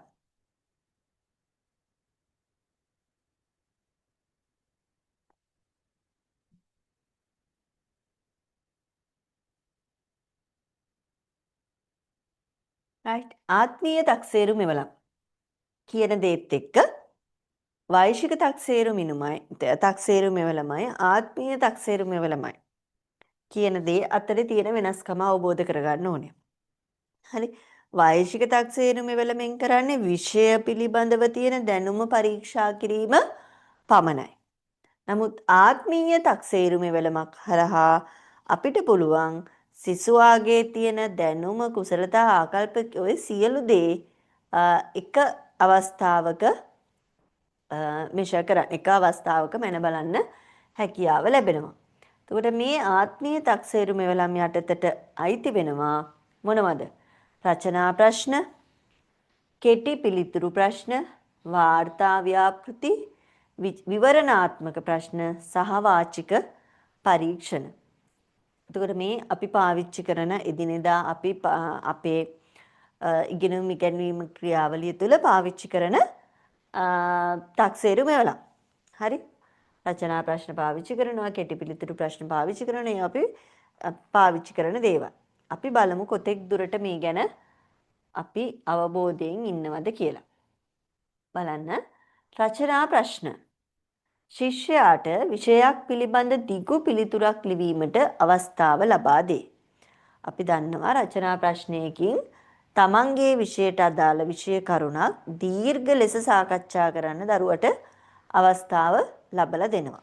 හරිද? මේකට දරුවට හොඳ අවබෝධයක් තියෙන්න ඕනේ. ඒ වගේම හොඳ ලිවීමේ කුසලතාවයක් තියෙන්නත් ඕනේ. දරුවට අවබෝධය විතරක් තිබිලා බෑ මේකට. සමහර විට සමහර වෙලාවට දරුවට දැනුම තියෙන්න පුළුවන්. නමුත් දරුවට තේරෙන්නේ නැහැ කොහොමද මේක ඉදිරිපත් කරන්න කියලා. ඒ වගේ අවස්ථාවන් වල ගැටලු වෙන්න පුළුවන්. කොහොම වුණත් ශිෂ්‍යයාට විෂය පිළිබඳ දිගු පිළිතුරක් දිගු දැනුම එයාගේ තියෙන දැනුම එළියට දාන්න හොඳ අවස්ථාවක්. අදහස් සංවිධානය කිරීම, විශ්ලේෂණය කිරීම සහ තර්ක ඉදිරිපත් කිරීම මැනේ. නිකන් දැනුම විතරක් තියනවාද කියලා බලන එකක් නෙමෙයි මෙතරදී සිද්ධ වෙන්නේ. හරිද? මේ සියල්ල මෙතන අදහස සංවිධානය කරගන්න පුළුවන්ද? ගොඩක් දරුවන්ට තියෙන ප්‍රශ්නයක් තමයි මේක. තමන්ගේ හිතේ තියෙන දේ හරියට කියාගන්න තේරෙන්නේ. හරිද? ඒක දැන් මේක මේ පොතේ මේ දේ උගන්වන්නේ පොතක උත්තර ලියන්න විතරක් නෙමෙයිනේ. නේද? සමාජයේ ජීවත් වෙනකොට තමන්ට අවශ්‍ය අපි මේක හරහා පුහුණු කරන්නේ ඒක. තමන්ට අවශ්‍ය දේ නිසි ලෙස සමාජයට ඉදිරිපත් කරන්න පුළුවන් හැකියාව තියෙනවද කියන එක. හරිද? ඒක වාචිකව හෝ වේවා, ලිඛිතව හෝ වේවා තමන්ට කියන්න තියෙන දේ පැහැදිලිව ගලපලා කියා ගන්න පුළුවන් හැකියාව තමයි මෙතනදී සංවර්ධනය කරන්නේ. එතකොට මේ රචනා ප්‍රශ්න තුලින් දරුවන්ගේ අදහස් සංවිධානය කිරීම, විශ්ලේෂණය කිරීම සහ තර්ක ඉදිරිපත් කිරීම කියන දේවල් මැනලා බලනවා. තර්ක ඉදිරිපත් කිරීමත් මෙතනදී සිද්ධ වෙනවා. හරිද? මතවාදයට තුඩු දෙන දේවල් ඉදිරිපත් කරන්නත් පුළුවන්. උදාහරණය අධ්‍යාපනයේ වැදගත්කම විස්තර කරන්න. අධ්‍යාපනයේ වැදගත්කම විස්තර කරන්න කියලා කිව්වහම මෙතනදී දරුවට අවශ්‍ය විදිහට මේක ලියන්න පුළුවන්. අධ්‍යාපනයේ වැදගත් නැහැ කියලා එයාට හිතෙනවනම් අධ්‍යාපනයේ වැදගත් නැහැ කියලා ලියන්නත් පුළුවන්. ලියලා ඉවර වෙලා එයාගේ මේ අදහස එයා දීපු අදහස එයාට හවුරු කරන්න එයාට කරුණ දෙන්න පුළුවන්. පැහැදිලි ලෙස කිව්වොත් අපිට මේකට හරි උත්තරයක් නැහැ. අපි දන්නා අධ්‍යාපනය වැදගත් කියලා. නමුත් නිශ්චිත උත්තරයක් තියනවද? නැහැ. ඒ නිසා දරුවට නිර්මාණශීලී විදිහට අවශ්‍ය විදිහට ඒ අදහස ඉදිරිපත් කරන්න හැකියාව තියෙනවා. ඊළඟට කෙටි පිළිතුරු ප්‍රශ්න, short answer questions, right? කෙටි වාක්‍ය හෝ ඡේදයකින් පිළිතුරු දිය යුතුය. මූලික දැනුම හා අවබෝධය මැනීමට සුදුසුය. කෙටි වාක්‍යකින් අර විදිහට දැන් රචනා ප්‍රශ්නයක් ගත්තාම අපි දන්නවා වචන ගාණක් වචන විශාල ප්‍රමාණයකින් අපිට ලියන්න පුළුවන්. දැන් ඔයාලට එන පේපර් එකෙත් එහෙමයි. රචනා ප්‍රශ්න කීපයක් තියෙනවා. එතකොට මේකෙදි මම කලිනුත් කියලා ඇති සමහර විට මේක හොඳ අවස්ථාවක් මට කියන්න. රචනා ප්‍රශ්න. ඔයාලගේ දැන් දෙන පේපර් එකෙත් හරි. ඔයාලා දන්නවනේ ඔයාලට දෙන ෆයිනල් පේපර් එක මොන වගේද කියලා. ෆයිනල් පේපර් එකේ තියෙන්නේ ස්ට්‍රක්චර් ටයිප් ක්වෙස්චන්ස් 20ක්. මට මතක විදිහට 20ක්. ඊළඟට රචනා ප්‍රශ්න 6ක්. හරිද? සමහර වෙලාවල අපි දෙන කාලය පැය 2යි. හරි? සමහර අපේ ශිෂ්‍යයන්ගෙන් තියෙන චෝදනාවක් මේ කාලය මදි. මේ පැය 2 මදි කියලා. නෑ, අපි මෙතනදී බලන්නේ දරුවෝ විදිහට දරුවන්ට තියෙනවනේ ඒ සීමාවක්. ඊටත් එහා ගියපු මෙන්න මේ හැකියාවන් ගුරුවරයෙක්ට තියෙන්න ඕනේ. හරිද? අදහස් සංවිධානය කිරීම, විශ්ලේෂණය කිරීම, තර්ක ඉදිරිපත් කිරීමේ හැකියාව දරුවන්ටත් වඩා ඉහළින් තියෙන්න ඕනේ. නිශ්චිත කාල සීමාවක් තුල මේ දැන් මෙහෙමයි. රචනා ප්‍රශ්නයක් කියලා ලියන ප්‍රමාණයට ලියන පිටු ගානට ලකුණු හම්බ වෙන්නේ නැහැ. ඒක තේරුම් ගන්න. සමහරු හිතනවා සමහර ස්ටුඩන්ට්ස්ලා අපිත් එක්ක කතා කරලා තියෙනවා මම මෙච්චර පේජස් ගානක් ලිව්වා. මට මේකට ලකුණු අඩුයි. හරිද? සමහරු සංසන්දනය කරනවා මම ලිව්වේ පිටු 8යි. හරිද? තව කෙනෙක් දැන් මම ලිව්වා පිටු 15ක් අනිත් කෙනා පිටු 8යි ලියලා තියෙන්නේ. හැබැයි යාට මට වඩා ලකුණු වැඩි. එහෙම හිතන්න පුළුවන්. මේ ලියලා තියෙන පිටු ගානටවත් වචන ගානටවත් නෙමෙයි ඔයාලට මාක්ස් හම්බෙන්නේ. මෙන්න මේවත් එක්ක අදහස සංවිධානය කිරීම, විශ්ලේෂණය කිරීම, තර්ක ඉදිරිපත් කිරීම, උදාහරණ සැපයීම, අන්නේ වගේ මේක කියවනකොට අපිට අවබෝධයක් එනවා. කොතෙක් දුරට ඔයාලා මේ සංකල්ප අවබෝධ කරගෙන තියෙනවද කියලා. කොතෙක් දුරට මේවා ප්‍රායෝගිකව විඳිනවද කියලා. ප්‍රායෝගිකව ප්‍රශ්නයක් ආවන් පස්සේ කොයි තාක් දුරට මේක විසඳ ගන්න පුළුවන් හැකියාව තියෙනවද කියන එක. මේ සියල්ල අපිට අවබෝධ කරගන්න පුළුවන් මේ වගේ රචනා ප්‍රශ්නයකට පිළිතුරු දැක්කහම. හරිද? අන්න ඒවා වැදගත්. මම මෙතනදී කිව්වේ ඔයාලගේ පේපර් එක ලියනකොට වුණත් මෙන්න මේ ප්‍රශ්නයකට පිළිතුරු සංවිධානය කර ගැනීම අන්නේ දේවල් ගොඩක් වැදගත් වෙනවා. රචනා ප්‍රශ්න මේක අතහැරුණා මට විවරණාත්මක ප්‍රශ්න. හරි? අපි ඊළඟ කතා කරන ආත්මීය තක්සේරු මෙවලම් වර්ගයේ යටතේ කතා කරන අනිත් තක්සේරු මෙවලම් තමයි විවරණාත්මක ප්‍රශ්න. රචනා ප්‍රශ්න හා සමානයි. නිශ්චිත කරුණක් විස්තර කිරීමට හෝ පැහැදිලි කිරීමට ඉල්ලා සිටි. යම්කිසි දෙයක් ගැන යම්කිසි නිශ්චිත කාරණාවක් ගැන විස්තරයක් පැහැදිලි කරන්න. හරි?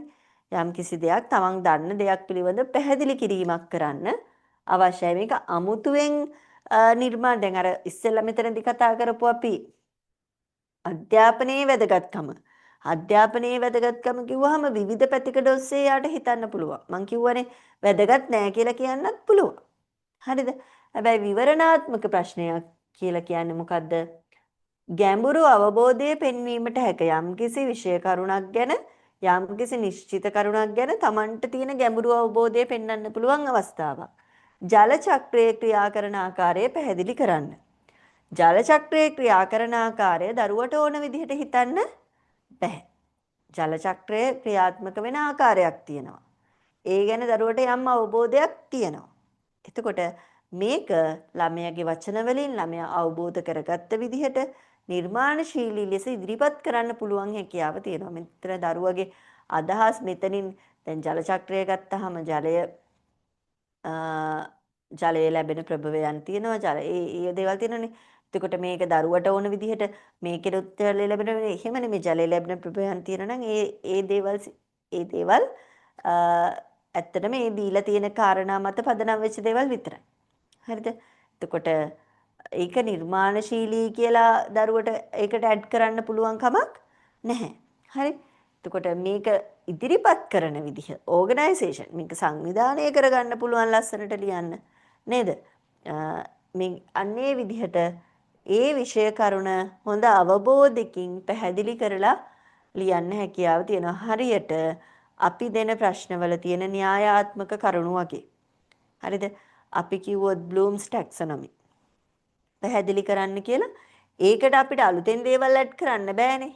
ඒ තියරිය බ්ලූම්ස් කියලා තියෙන විදිහ පැහැදිලි කරන්න ඕනේ. හරිද? එතකොට අපි බලනවා ඒ කියන කාරණාව ඔයාලට හරියට අවබෝධ වෙලා තියෙනවද කියලා මේ කරන පැහැදිලි කිරීමත් එක්ක. හරි? ඊළඟට කෙටි පිළිතුරු ප්‍රශ්න. කෙටි වාක්‍ය හෝ ඡේදයකින් පිළිතුරු දිය යුතුය. මූලික දැනුම හා අවබෝධය මැනීමට සුදුසුය. එතකොට මෙතනදී ලොකු පල්හැලි බලාපොරොත්තු වෙන්නේ නෑ. දරුවාගේ මහා ලොකු නිර්මාණශීලීත්වයක් මෙතනදී හොයන්න යන්නේ නැහැ. හරිද? මෙතනදී දරුවාට මේ සංකල්පය පිළිබඳ අවබෝධයක් තියෙනවද කියන එක දැනගන්න. දරුවට මේ පිළිබඳව මතකයක් තියෙනවද කියලා දැනගන්න විතරක් මේ ක්‍රමවේදය පාවිච්චි කරනවා. එතකොට සංශ්ලේෂණය යන්න අර්ථ දක්වන්න. මේ වගේ මේකට තියෙන්නේ පේලි 4ක 5ක පොඩි පිළිතුරක්. හරිද? මේකේ ආය නිර්මාණශීලී හැකියාවල් ඒව මේව ලොකුවට බලන්න හැකියාවක් නැහැ. ඊළඟට වාර්තා ව්‍යාපෘති. හරි? එතකොට මේක දැන් අලුත් අධ්‍යාපන ප්‍රතිසංස්කරණත් එක්ක මේ තක්සේරුකරණය කියන එක බොහෝ දුරට වෙනස් වෙමින් පවතිනවා. අපි දන්නවා දැන් ඔය MCQ රචනා ප්‍රශ්න මේවා සාම්ප්‍රදායික තක්සේරු ක්‍රම. හරිද? අපි දන්න කාලේ ඉඳලා අපේ අම්මලාගේ කාලේ ඉඳලා පැවතගෙන එන තක්සේරු ක්‍රම තමයි ඔය පේපර් එකක් දීලා ප්‍රශ්නයකට උත්තරයක් දෙන එක. මේවා සාම්ප්‍රදායික තක්සේරු ක්‍රම. මේ වගේන් අපි දන්නවා අර මේ වගේ අත්තර තියෙන ගොඩක් වාසි සහ වාසි තියෙනවා වගේම අවාසිත් තියෙනවා. හරි ඒ අවාසි බැලුවහම අර තියෙන වාසි වලට වැඩිය මේ අවාසි බල සම්පන්නයි. ඒකෙන් අර දරුවගේ තියෙන අපි මනින්න බලන හැකියාව යටපත් කරනවා. හරිද? ඒ නිසා දරුවෝ පෙළඹිලා ඉන්නවා මේ තක්සේරු ක්‍රමවල තියෙන වැරදි නිසා දරුවෝ පෙළඹිලා ඉන්න අර කටපාඩම් කරලම හුරු වෙන ක්‍රමයකට මුහුණ දෙන්න. අපේ තියෙන මේ තක්සේරු ක්‍රමවල තියෙන දුර්වලතා නිසා. හරි. දැන් එතකොට මෙන්න මේ වගේ වාර්තා ව්‍යාපෘති මේක නව අධ්‍යාපන ප්‍රතිසංස්කරණ යටතේ තවදුරටත් ටිකක් ප්‍රොමෝට් වෙලා තියෙනවා. හරිද? එතකොට මේ වගේ දේවල් වලින් පුළුවන් දරුවන්ගේ සුවිශේෂී හැකියාවන් අපිට නිරීක්ෂණය කරන්න. පර්යේෂණ, නිරීක්ෂණ හෝ ක්‍රියාකාරකම් මත පදනම් වූ කාර්යයන් වේ. මේක නිකම්ම මතකයේ විතරක් නෙමේ පර්යේෂණයක් කරලා. ඒ කියන්නේ ගැන හොයලා බලලා නිරීක්ෂණය මේ පිළිබඳව නිරීක්ෂණය කරලා ක්‍රියාකාරකම් මත පදනම් වූ කාර්යයක්. මේක ක්‍රියාකාරකම් එක්ක තමයි පදනම් වෙලා තියෙන්නේ. හරිද? එතකොට මේ ව්‍යාපෘතියක් හෝ වාර්තාවක් සකස් කිරීමේදී සැලසුම් කිරීම, දත්ත රැස් කිරීම, විශ්ලේෂණය කිරීම සහ නිගමනය ලබා දීම මැනි. එතනදී පුළුල් හැකියාවන් පරාසයක් මනින්න අවස්ථාවක් ලැබෙනවා. හරිද? මොකද දත් එකතු කිරීමේ ඉඳලා මෙතන මේ තක්සේරු ක්‍රියාවලිය හරහාත් දරුවා යමක් ඉගෙන ගන්නවා. එයා මේකට මූණ දෙන විදිහ නේද? එතනදී දරුවාගේ ස්කිල්ස් වර්ධනය වෙනවා. මේ ව්‍යාපෘතියක් සකස් කිරීම කියන දේ. ව්‍යාපෘතිය සකස් කරන්න තියෙන්නේ දරුවට Taman ලබාගත් දැනුම පදනම් කරගෙන. හරිද? අපි ව්‍යාපෘතියෙන් අපි මනිනවා දරුවා දැනුම ලබාගෙනද කියලා. නමුත් මේ හරහා මේ ව්‍යාපෘතිය හරහා දරුවගේ විවිධ හැකියාවන් අපිට සංවර්ධනය කරන්න පුළුවන්. ඒ වගේම මැන බලන්න හැකියාව ලැබෙනවා. හරි. ඊළඟට අපි බලමු වාචික පරීක්ෂණ. වාචික පරීක්ෂණ බොහෝ දුරට ශිෂ්‍යයා වාචිකව අදහස් ඉදිරිපත් කරයි. සංනිවේදන කුසලතා, විශ්වාසය සහ අවබෝධය මැනි. උදාහරණ නියමිත මාතෘකාවක් මත ඉදිරිපත් කිරීමක් කිරීම. දැන් අපි බලමු ලැන්ග්වේජ් එකක්.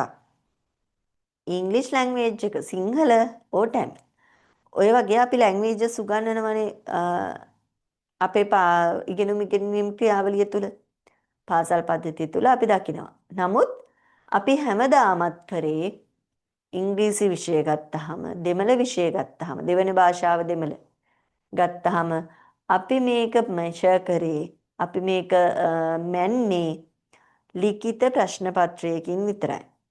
ඔන්න දැන් නම් පටන් අරන් තියෙනවා 6 වසරේ ඉඳලා 9 වසර තාක්කල් ඕරල් ටෙස්ට් එකක් කරන්න. ඒකත් යම් තාක් දුරට පොඩි පේපර් එකේ වැඩි බරක් දීලා තියෙනවා ලිඛිත පැත්තට, රයිටින් පැත්තට. පොඩි කොටසකින් අපි දරුවගේ වාචික හැකියාව මනිනවා. හරිද? දැන් තාම 10 11 කියන ශ්‍රේණිවලදී ඒක නැහැ. තාමත් සාමාන්‍ය පෙළට දරුවෝ මුණ දෙන්නේ ඉංග්‍රීසි භාෂාව, සිංහල භාෂාව, දෙමළ භාෂාව මේ සියල්ලගෙම ලිඛිත ප්‍රශ්න පත්‍රයකට විතරයි. නමුත් භාෂාවක් කියන දේ භාෂාවක් අපි පාවිච්චි කරන්නේ මොකටද? භාෂාවක් පාවිච්චි කරන්නේ අපේ බොහෝ දුරට අපේ sannivedana අවශ්‍යතාවන් සපුරා ගන්න. ඒතර මේත් එක්ක ශිෂ්‍යයා වාචිකව අදහස් ඉදිරිපත් කිරීම. අපිට අවශ්‍ය වෙන sannivedana කුසලතා, විශ්වාසය සහ අවබෝධය මැනි. අපිට පුළුවන් වාචික පරීක්ෂණයක් කරහා දරුවගේ sannivedana කුසලතා කොයි වගේද? ඊළඟට විශ්වාසය කොයි වගේද? දරුවට කොච්චර විශ්වාසකින් දරුවා බැරි වුණත් තමන්ට මේ ඉදිරිපත් කිරීම කරගන්න බැරි වුණත් විශ්වාසවන්ත ලෙස තමන්ට ඉදිරිපත් වීමේ හැකියාව තියෙනවා නම් ඒක වටිනවා. අවබෝධය. හරි. අපිට පුළුවන් වාචිකව දරුවෙක් යමක් ඉදිරිපත් කරනකොට එයාගේ අවබෝධය කොයි වගේද කියන එක මැනලා බලන්න. හරි. උදාහරණ නියමිත මාතෘකාවක් මත ඉදිරිපත් කිරීමක් කිරීම. ඒ වගේම තමයි අපි දන්නා ප්‍රසන්ටේෂන් එකක් නේද? මේ වගේ ප්‍රසන්ටේෂන් එකක් එක්ක යමක් ඉදිරිපත් කරනකොට මේ සියල්ලම අපිට පුළුවන් වාචික පරීක්ෂණ යටතට අරගෙන අපිට ඇසස්මන්ට් ටූල් එකක් විදිහට පාවිච්චි කරන්න. ඒතර මේ වගේ ඇසස්මන්ට් ටූල් එකක් හරහා ලොකු අපසරියකින් ලොකු ප්‍රමාණයකින් අපිට දරුවා ඇසස් කරන්න හැකියාව ලැබෙනවා. හරිද? රයිට්. ඊළඟට අපි බලමු. ඔව් අපි දැන් මේ ආත්මීය මෙවලම් වල වාසි සහ අවාසි. රයිට්? අපි කතා කරා වෛශ්වික මෙවලම් වල තියෙන වාසි සහ අවාසි. දැන් බලමු ආත්මීය මෙවලම් වල තියෙන වාසි සහ අවාසි. පළවෙනි කාරණාව තමයි ගැඹුරු අවබෝධය මැනීමට හැක. අපි කතා කරා රචනා ප්‍රශ්න, ඊළඟට විවරණාත්මක ප්‍රශ්න. ඒ සියල්ලකින් අපිට අවබෝධය මැනීමේ ගැටලුවක් නැහැ. අපිට අවබෝධය මැනීම ලේසියෙන් සිද්ධ කරන්න පුළුවන්. නේද? දරුවට කොච්චරක් දුරට මේ කාරණා අවබෝධ වෙලා තියෙනවද කියන එක අපිට පහසුවෙන් මැන බලන්න පුළුවන්. හරි? ඊළඟට සංශ්ලේෂණය, විශ්ලේෂණය හා ඇගීම වැනි උසස් චින්තන කුසලතා මැනේ.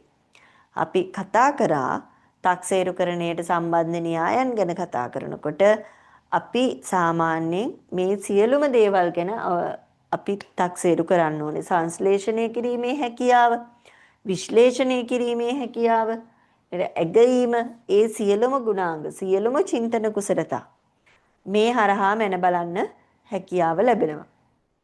ඊළඟට ශිෂ්‍යයාට අදහස් නිදහසේ ප්‍රකාශ කිරීමට අවස්ථාව ලැබේ. දරුවා සීමා වෙන්නේ නැහැ මෙතනදී. හරි උත්තර 4ක් දීලා මේකේ මොකද්ද කැමති එක තෝරන්න කියලා. එහෙම සීමා වෙන්නේ නැහැ. දරුවට නිදහස තියෙනවා එයාගේ අදහස් ප්‍රකාශ කරන්න. ඊට පස්සේ අර කතා කරා වගේ අධ්‍යාපනයේ වැදගත්කම වැදගත් නැත්නම් ඒක වැදගත් නෑ කියන්න පුළුවන්. තමන්ගේ අදහස් දෙන්න, තමන්ගේ උදාහරණ දෙන්න, තමන්ට මේක කොච්චර වැටහිලා තියෙනවද කියන එක දරුවටම පුළුවන් ඒත්තු ගන්නන්න තමන්ගේ ලිවීමේ හැකියාව හරහා. ඊළඟට නිර්මාණශීලීත්වය සහ තර්ක කිරීමේ හැකියාව වර්ධනය කරයි. අපි දරුවන්ගේ මම කිව්වා මෙතනදී මැනීම විතරක් නෙමෙයි මේ හරහාත් යම් සංවර්ධනයක් දරුවන්ගේ සිද්ධ වෙනවා. හරිද? මේ වගේ පරීක්ෂණයකින් දරුවගේ විශ්වාසවන්තභාවය ගොඩනගන්න පුළුවන්. දරුවගේ පෞරුෂ වර්ධනයට ලොකු වාසියක් වෙනවා. එතකොට නිර්මාණශීලීත්වය. හරිද? නිර්මාණශීලීත්වය දරුවා මේකට එක එක දේවල් එයා ඇඩ් කරනවා. හරි? කොච්චර එයාගේ තර්ක කිරීමේ හැකියාව යමක් පිළිගන්නවද නැද්ද?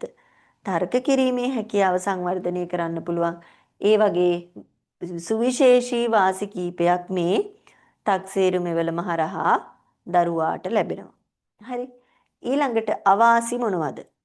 මේ වගේ තක්සේරු මෙවලමකින් සිද්ධ වෙන අවාසි. හරි. පළවෙනි එක තමයි ශ්‍රේණිගත කිරීමේදී පක්ෂග්‍රාහීත්වය ඇතිවිය හැක. මේක ගුරුවරයා මේක බලන විදිහ අනුව ලකුණු ලබා දීම වෙනස් වෙන්න පුළුවන්. හැබැයි මේකට තමයි අපි පාවිච්චි කරන්නේ අපි ක්‍රයිටීරියා පාවිච්චි කරන රුබ්‍රික් කියලත් අපි පාවිච්චි කරනවා. එතකොට මේකට අපි සකස් කර ගන්නවා මේ ලකුණු දීමේ ක්‍රමවේදයක්. හරි? අපි දන්නවා රචනා ප්‍රශ්නයක නම් අන්තර්ගතයට ලකුණු කීයද? ව්‍යාකරණ භාවිතයට ලකුණු කීයද?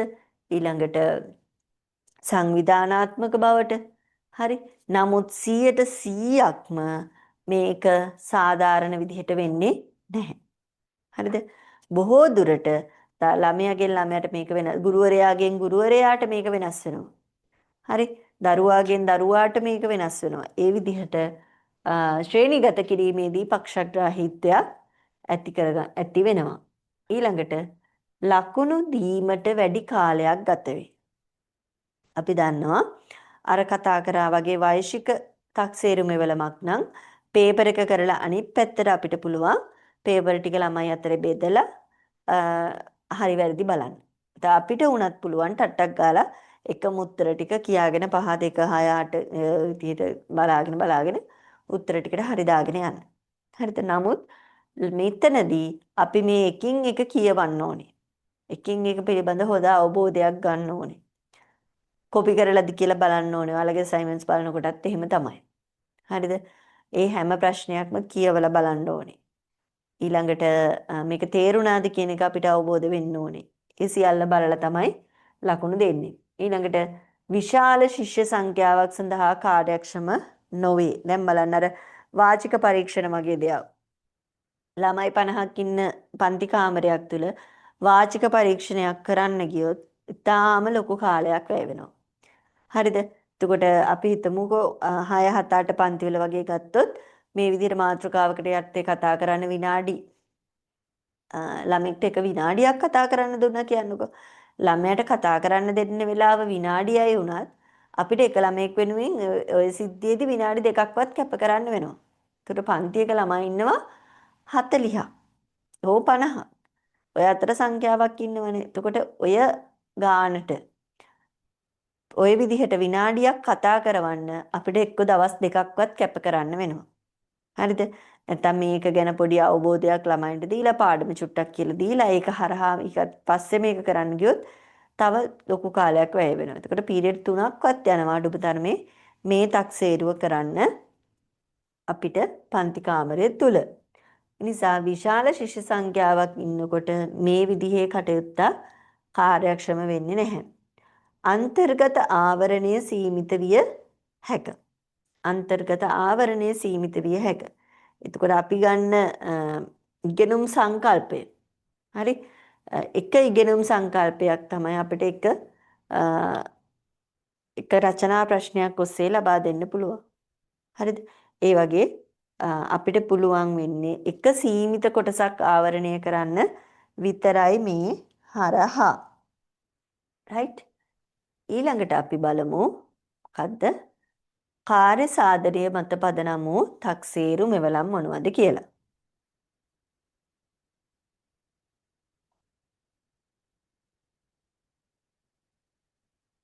කාර්ය සාධනය මත පදනම් වූ තක්සේරු මෙවලම්. හරි? එකක් තමයි විද්‍යා ප්‍රායෝගික පරීක්ෂණ. ඊළඟට නාට්‍ය රංගනය, චිත්‍ර නිර්මාණ කාර්යයන්, ගණිත ගැටලුවක් විසඳා පියවර පැහැදිලි කිරීම, වාද විවාද, මුඛ ඉදිරිපත් කිරීම, වාචික ඉදිරිපත් කිරීම. හරි? එතකොට කාර්ය සාධනය මත පදනම් වූ ඒ කියන්නේ තමන් කරපු කාර්යයක් ඔස්සේ තමන් ලබාගත් දැනුම මත පදනම් වෙච්ච යම්කිසි ඉදිරිපත් කිරීම. හරි? එතකොට ඒක තමයි මේ ඒ සඳහා අපි ලබා ගන්නා ටූල්ස් තමයි මේ තියෙන්නේ. එක්ක විවාදයක් පවත්වන්න පුළුවන්, වාචික පරීක්ෂණයක් වෙන්න පුළුවන්, ප්‍රායෝගික පරීක්ෂණයක් වෙන්න පුළුවන්, නාට්‍ය රංගනයක් ඉදිරිපත් කරන්න දෙන්න පුළුවන්. හරිද? එතකොට මේ නාට්‍ය රංගනය කියන එක නාට්‍ය හා රංග කලා විෂයට අදාළව විතරක් නෙමෙයි. ගණිත සංකල්පයකදී වුණත් නාට්‍ය රංගනයක් දෙන්න පුළුවන්. හරිද? තමන් ඒ ඉගෙනගත්ත ගණිත සංකල්පය ඇතුළත් කරලා නාට්‍යයක් නිර්මාණය කරන්න. ඕනම විෂයක් සඳහා. හරි දැන් මෙතන විද්‍යා ප්‍රායෝගික පරීක්ෂණයක් කියලා දැම්මම විද්‍යා විෂය විතර නෙමෙයි. විවිධ විෂයන් සඳහා අපිට ප්‍රායෝගික පරීක්ෂණ ඉදිරිපත් කරන්න පුළුවන්. හරි? අපි බලමු එකින් එක. පළවෙනි එක විද්‍යා ප්‍රායෝගික පරීක්ෂණ. සිසුන්ට පරීක්ෂණයක් සැලසුම් කර ක්‍රියාත්මක කිරීමට දෙනු ලැබේ. හරිද? විද්‍යාව වගේම ගණිතය ඔය විෂයන් වල අපිට පුළුවන් සිසුන්ට පරීක්ෂණයක් සැලසුම් කරන්න අවස්ථාව දෙන්න. හරි. එතකොට ඒක සැලසුම් කරලා ක්‍රියාත්මක කරන්න දරුවා පොළඹවන්න පුළුවන්. මේකෙදි උපකරණ භාවිතය, නිරීක්ෂණ, දත්ත සටහන් කිරීම, නිගමන ලබා දීම මැනේ. පියවර කීපයක් යටතේ දරුවාව අපිට මිෂර් කරන්න හැකියාව ලැබෙනවා. මොනවද? නිරීක්ෂණ, එයාලා දත්ත සටහන් කරගන්න විදිහ, ඊළඟට නිගමන ලබා ගැනීම. මේ සියල්ල දරුවා කොහොමද ඒක උපකරණ භාවිතා කරන්නේ, උපකරණ සැලසුම් කරගන්නේ, සකස් කරගන්නේ, මේ සියල්ල කොහොමද දරුවා හසුරව ගන්න කියන එක අපිට මැන බලන්න පුළුවන්. දැනුම සහ ප්‍රායෝගික කුසලතා එකට ඇගීමට ලක් කළ හැක. දැන් අපි දන්නවා බොහෝ දුරට අපේ තියෙන දැනට මේ පවතින සාම්ප්‍රදායික තක්සේරු ක්‍රමයේ යටතේ දරුවන්ගේ ප්‍රායෝගික හැකියාව මනලා බලන්න තියෙන අවස්ථාව අඩුයිනේ. ඒකෙන් මොකක්ද අවසාන ප්‍රතිඵලය වෙලා තියෙන්නේ? ලොකු දැනුමක් එක්ක පුද්ගලයෙක් රැකියාවකට ගියත් සමාජයකට ගියත් තමන්ට කරන්න ඕන දේ කරගන්න හැකියාව නැහැ. තියරි නොලෙජ් එක හොඳටම තියෙනවා. තමන් දේවල් දන්නවා. නමුත් ඒක ප්‍රායෝගික අවස්ථාවට ඇප්ලයි කරගන්න තාම හැකියාවක් නැහැ. එතකොට මෙන්න මේ තක්සේරු ක්‍රමවේදය ක්‍රියාත්මක වෙනවා නම් දරුවන්ට ඒ හැකියාව ලැබෙනවා නේද? යමක් ප්‍රායෝගිකව කරලා බලන්න. දැන් බොහෝ දුරට අලුත් අධ්‍යාපන ප්‍රතිසංස්කරණත් එක්ක මෙන්න මේ වගේ දේවල් තමයි තියෙන්නේ. තක්සේරු කරන්න බොහෝ දුරට අවස්ථාව දීලා තියෙන්නේ මේ ප්‍රායෝගික පරීක්ෂණත් එක්ක. එක වසර පන්තිවල එහෙම ළමයින්ට හෝම්වර්ක් නැහැ. ළමයින්ට ගෙදරදී ගෙනල්ලා එහෙම නෙමෙයි. පන්ති කාමරය තුලම විවිධ ප්‍රායෝගික ක්‍රියාකාරකම් ඔස්සේ ගුරුවරයාට පුළුවන් ළමයා තක්සේරු කරන්න. ඊළඟට වාද විවාද. වාද විවාද මුඛ ඉදිරිපත් කිරීම. ඒ කියන්නේ අපි අර වාචික ඉදිරිපත් කිරීම. નિયમિત මාතෘකාවක් මත අදහස් ඉදිරිපත් කිරීම. තර්ක කිරීමේ හැකියාව, විශ්වාසය, sannivedana කුසලතා මැනේ. විෂය පිළිබඳ ගැඹුරු අවබෝධය පෙන්වීමට අවස්ථාව ලැබේ. අපි දන්නවා નિયમિત මාතෘකාවකට කතා කිරීමත් පුළුවන් අපිට දරුවන්ගේ දැනුම මට්ටම පැහැදිලිව පෙන්වන්න. එතකොට ඒත් එක්කම ඒක හරහා මනින්නේ තමන්ට විෂය පිළිබඳ තියෙන දැනුම විතරක් නෙමෙයි. තමන් අවබෝධ කරගත්ත කාරණා පිළිබඳව තියෙන දැනුම විතරක් නෙමෙයි මේකෙදි මනින්නේ. අපිට පුළුවන් දරුවාගේ තර්ක කිරීමේ හැකියාව කොච්චරක් දුරට තියෙනවද? දරුවාගේ විශ්වාසය කොයි වගේද? ඊළඟට දරුවාට sannivedanaya කිරීමේ කුසලතා, ඒ කියන්නේ අනිත් අයට හොඳට ඇහෙන්න කතා කරන්න, තමන් කොයි විදිහටද අනිත් අයව තමන්ගේ ආකර්ෂණයට නතු කරගෙන තියාගන්නේ. මේ විදිහේ පුළුල් පරාසයක් ඔස්සේ අපිට දරුවාව මැන බලන්න හැකියාව තියෙනවා. විෂය පිළිබඳ ගැඹුරු අවබෝධය පෙන්වීමට අවස්ථාව ලැබේ. යම් විෂයක් පිළිබඳව ගැඹුරු අවබෝධයක් තියෙනවා කියලා දරුවට පෙන්වන්න පුළුවන් හැකියාව තියෙනවා. විවාදවලදී අපි දන්නවා දරුවෝ සියලු දැන් අනිත් පැත්තේ තර්ක බිඳින්නත් පුළුවන්නේ නේද? එතකොට ඒ සඳහාත් එයාගේ දැනුම එයාට පාවිච්චි කරන්න පුළුවන්. එයාගේ හිතේ ඇතුලේ තියෙන, එයාගේ ඔළුවේ තියෙන දැනුම් සම්භාරයම එයාට මුදා හරින්න අවස්ථාව ලැබෙනවා විවාදයක් වගේ අවස්ථාවලදී. හරිද? අරයා හරි කියන දේ තර්කයේ බිඳහෙලන්න එයා තර්ක ඉදිරිපත් කරනවා. එතකොට එයාගේ තියෙන සියලුම දැනුම මේ හරහා එයාට පිටතට යොමු කරන්න හැකියාව ලැබෙනවා. ඊළඟට නාට්‍ය රංගනය. නාට්‍ය, භූමිකා නිරූපණ, රෝල් ප්ලේස් ආදී ක්‍රියාකාරකම්. මෙතනදී අපිට මම කිව්වා ඉස්සෙල්ලත් නාට්‍යයක් ඉදිරිපත් කරන්නේ නාට්‍ය හා රංග කලාව විෂයට අදාළව විතරක් නෙමෙයි. හරිද? නැටුම් නම් නැටුමක් ඉදිරිපත් කරනවා කිව්වොත් නැටුම නම් නර්තන විෂය දන්න කෙනාට විතරයි පුළුවන්. නාට්‍ය හා රංග කලාව කියන දේ, නාට්‍ය හා රංගනය ඔස්සේ පුළුවන් විවිධ ඉගෙනුම් සංකල්ප ඉදිරිපත් කරන්න. අපිට පුළුවන් නම් අපි සාමාන්‍යයෙන් ගණිතයේ විද්‍යාව විෂය වුණත් අපිට පුළුවන් සංකල්පයක් දීලා මේකෙන් නාට්‍යයක් සකස් කරන්න කියලා කියන්න. එතකොට අපි තක්සේරුව විදිහට නාට්‍යයක් හදන්න දෙනවා. එතකොට දරුවගේ කොච්චර පැතිකඩක් අපිට මෙෂර් කරන්න පුළුවන්ද? එතකොට අපිට පුළුවන් නිර්මාණශීලීත්වය කොතෙක් දුරට මේ නාට්‍ය තමන් ඉගෙනගත්ත සංකල්පය නිර්මාණශීලී විදිහට මේ නාට්‍යයට සම්බන්ධ කරගෙන තියෙනවද කියන එක අපිට මනින්න පුළුවන්. ඊළඟට සහයෝගීතාවය. එතකොට නාට්‍යයක් කරනකොට අපිට තනියම කරන්න බෑ. මේකට අනිත් තමන්ගේ යාළුවන්ගේ, තමන්ගේ වැඩිහිටියන්ගේ සහයෝගය අවශ්‍ය වෙනවා. මේ සහයෝගීත්වය වර්ධනය කරගන්නත් එක අවස්ථාවක් වෙනවා මේ වගේ ඇසෙස්මන්ට් ටූල් එකක්. හරිද? ඊළඟට අදහස් ප්‍රකාශ කිරීමේ හැකියාව. නාට්‍යයක් කරනකොට බොහෝ දුරට එකිනෙකාගේ අදහස් ප්‍රකාශ කර ගැනීමක් සිද්ධ වෙනවා. එතකොට මේ සියලුම කාරණා දරුවෙක් තුළ තියෙන මේ සියලුම හැකියාවන් එකවරම අනින්න පුළුවන් අවස්ථාවක් තමයි මේ නාට්‍ය රංගනය කියන එක. සමාජ හා sannivedana කුසලතා වර්ධනය කරයි.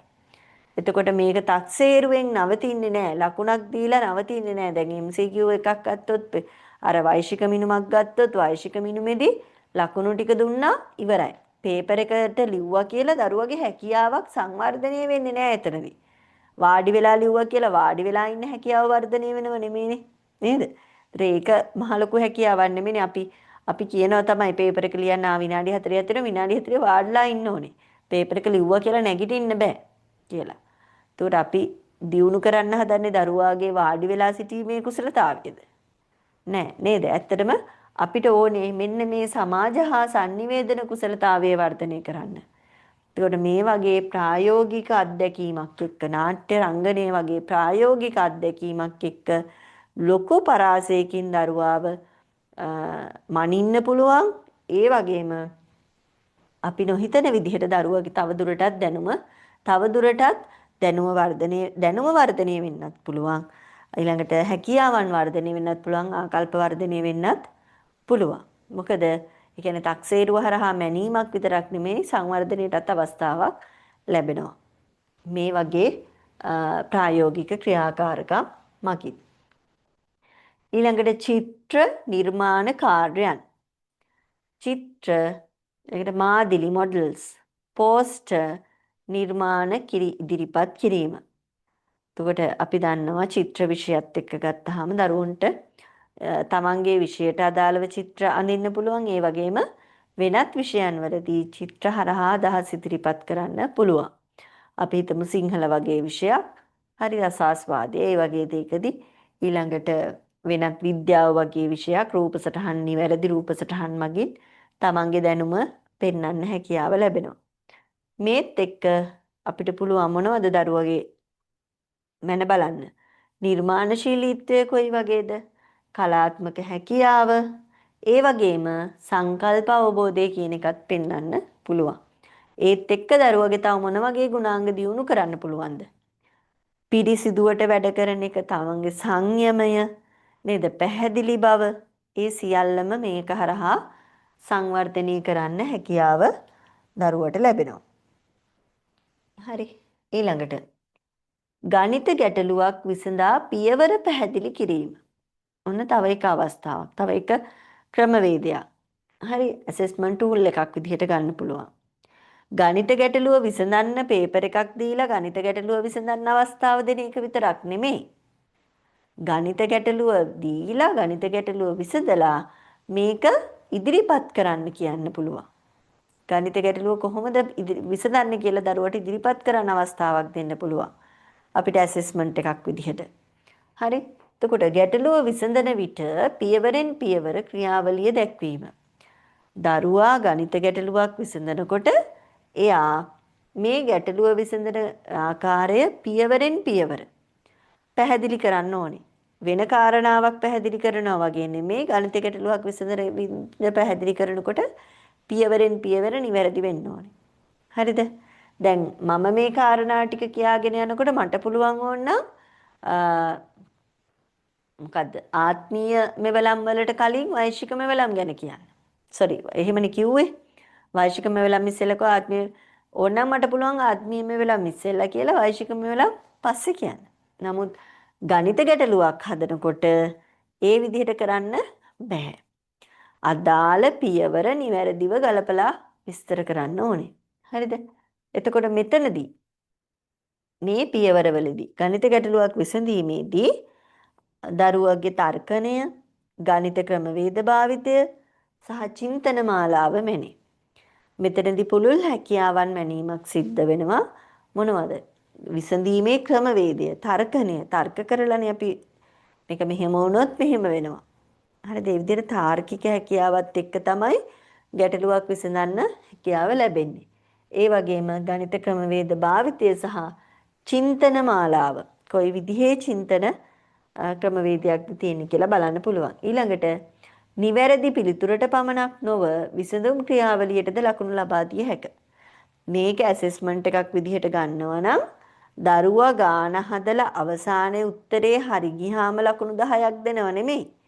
මේ දරුවා මේ ගාන හදන සියලු පියවරයන්ට ලකුණු දීමේ ක්‍රමවේදයක්. එතකොට මෙතනදී ඉදිරිපත් කිරීමේ හැකියාව, පැහැදිලි හා නිරවුල් බව, මේ පියවර වන්නවල නිවැරදි බව, සංවිධානාත්මක හැකියාව මේ හරියට සංවිධානය කරගෙන තියෙන්න එපා. මේ සියලුම දේවල් මන බලන්න අවස්ථාව හම්බෙනවා මේ ඇසෙස්මන්ට් ටූල් එක හරහා. දැන් අපි කතා කරා හරි ඇසෙස්මන්ට් ටූල්ස් මං හිතන්නේ ඔක්කොම ගත්තාම 15ක් විතරම කතා කරා. හරිද? ඒතර බලන්න කාර්ය සාධනය මත පදනම් වූ තක්සේරුවේ වාසි සහ අවාසි. right? වාසි තමයි සැබෑ කුසලතා මැනිය හැක. මේක ප්‍රායෝගිකව සිද්ධ වෙන ක්‍රියාවලියක්. හරිද?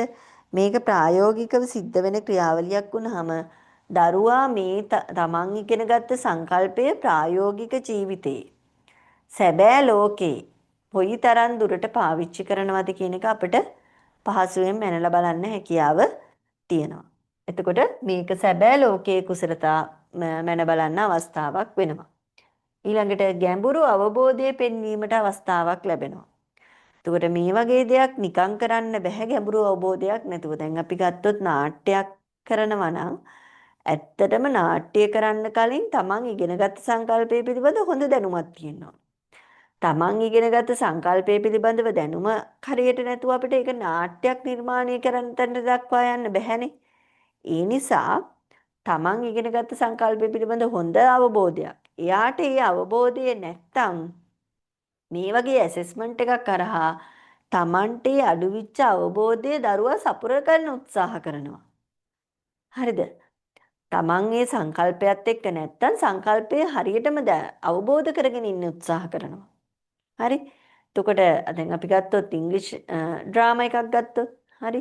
එතකොට මේකෙදි තියෙන ග්‍රැමර් පැටර්න්ස් ගැන දරුවා අවබෝධයකට එනවා. ඒ විදිහට හරිය කටපාඩම් කරගෙන ඩ්‍රාමා එකක් ඉදිරිපත් කරනවා නෙමෙයි අවබෝධයෙන් කරනකොට මෙයාට ගැඹුරු අවබෝධයක් ලබා ගන්න අවස්ථාව ලැබෙනවා.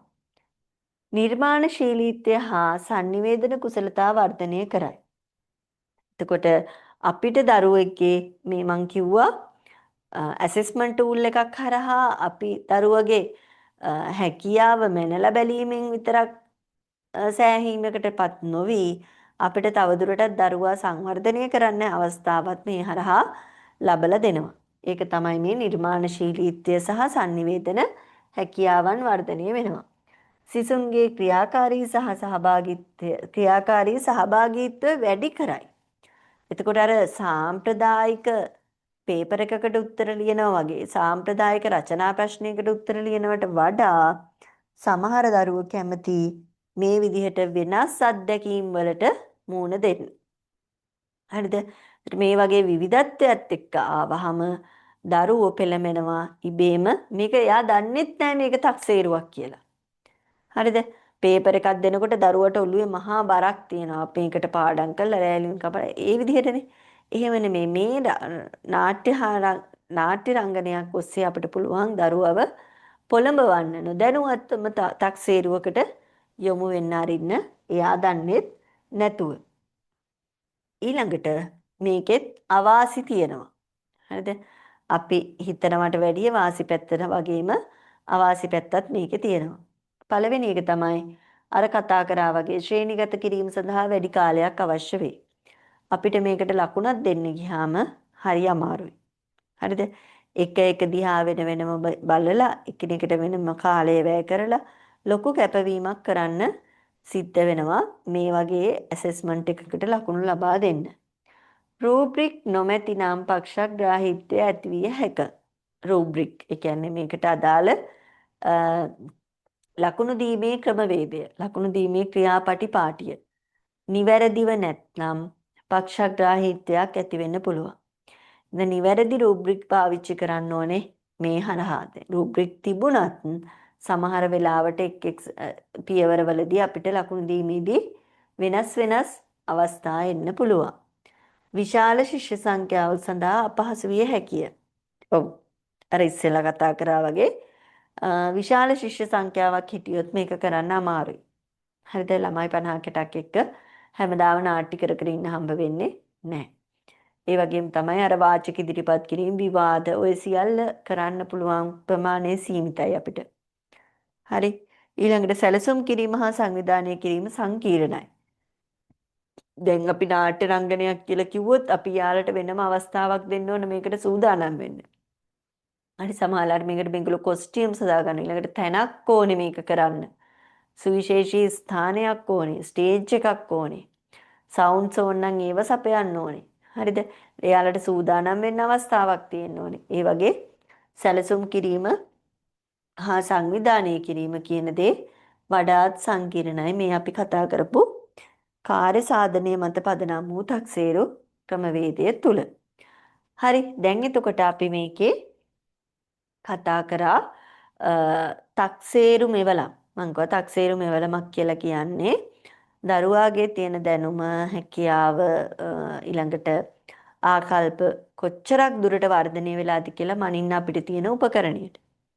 හරිද? එතකොට මේ උපකරණයට අපි උපකරණීය හරහා ලකුණක් ලබා දීමෙන් තමයි අපි කොච්චරක් දුරට දරුවාගේ සංවර්ධනයක් වෙලා තියෙනවද කියලා මැනලා බලන්නේ. එතකොට අපි කතා කරා මේක ඔස්සේ වෛශික තක්සේරු මෙවලම් ඊළඟට ආත්මීය තක්සේරු මෙවලම් ඊළඟට කාර්ය සාධනයේ මත පදනම් වුණු තක්සේරු මෙවලම්. ඒ යටතේ එන මෙවලම් කීපයක් හැම වර්ගයකින්ම කතා කරා. ඒතර දැන් එතකොට අපි ගාව තියෙනවා තක්සේරු මෙවලම් වර්ග 10ක් 12ක් වගේ ප්‍රමාණයක් ගැන අපි කතා කරලා තියෙනවා. මේ ඔක්කොගෙම වාසී සහ අවාසී සහගත තත්වයන් අපිට දකින්න හැකියාව ලැබෙනවා. හරි. එතකොට අද පළවෙනි කොටස එතනින් ඉවරයි. අපි තක්සේරු මෙවලම් වර්ග කියන කොටස අපි ඉවරයි. දැන් අපි යන්නේ තක්සේරු මෙවලමක් සකස් කිරීම කියන අපේ දෙවනි අදියරට.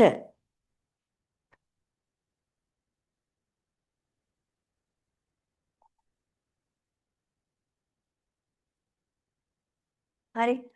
තක්සේරු මෙවලමක් සකස් කිරීම.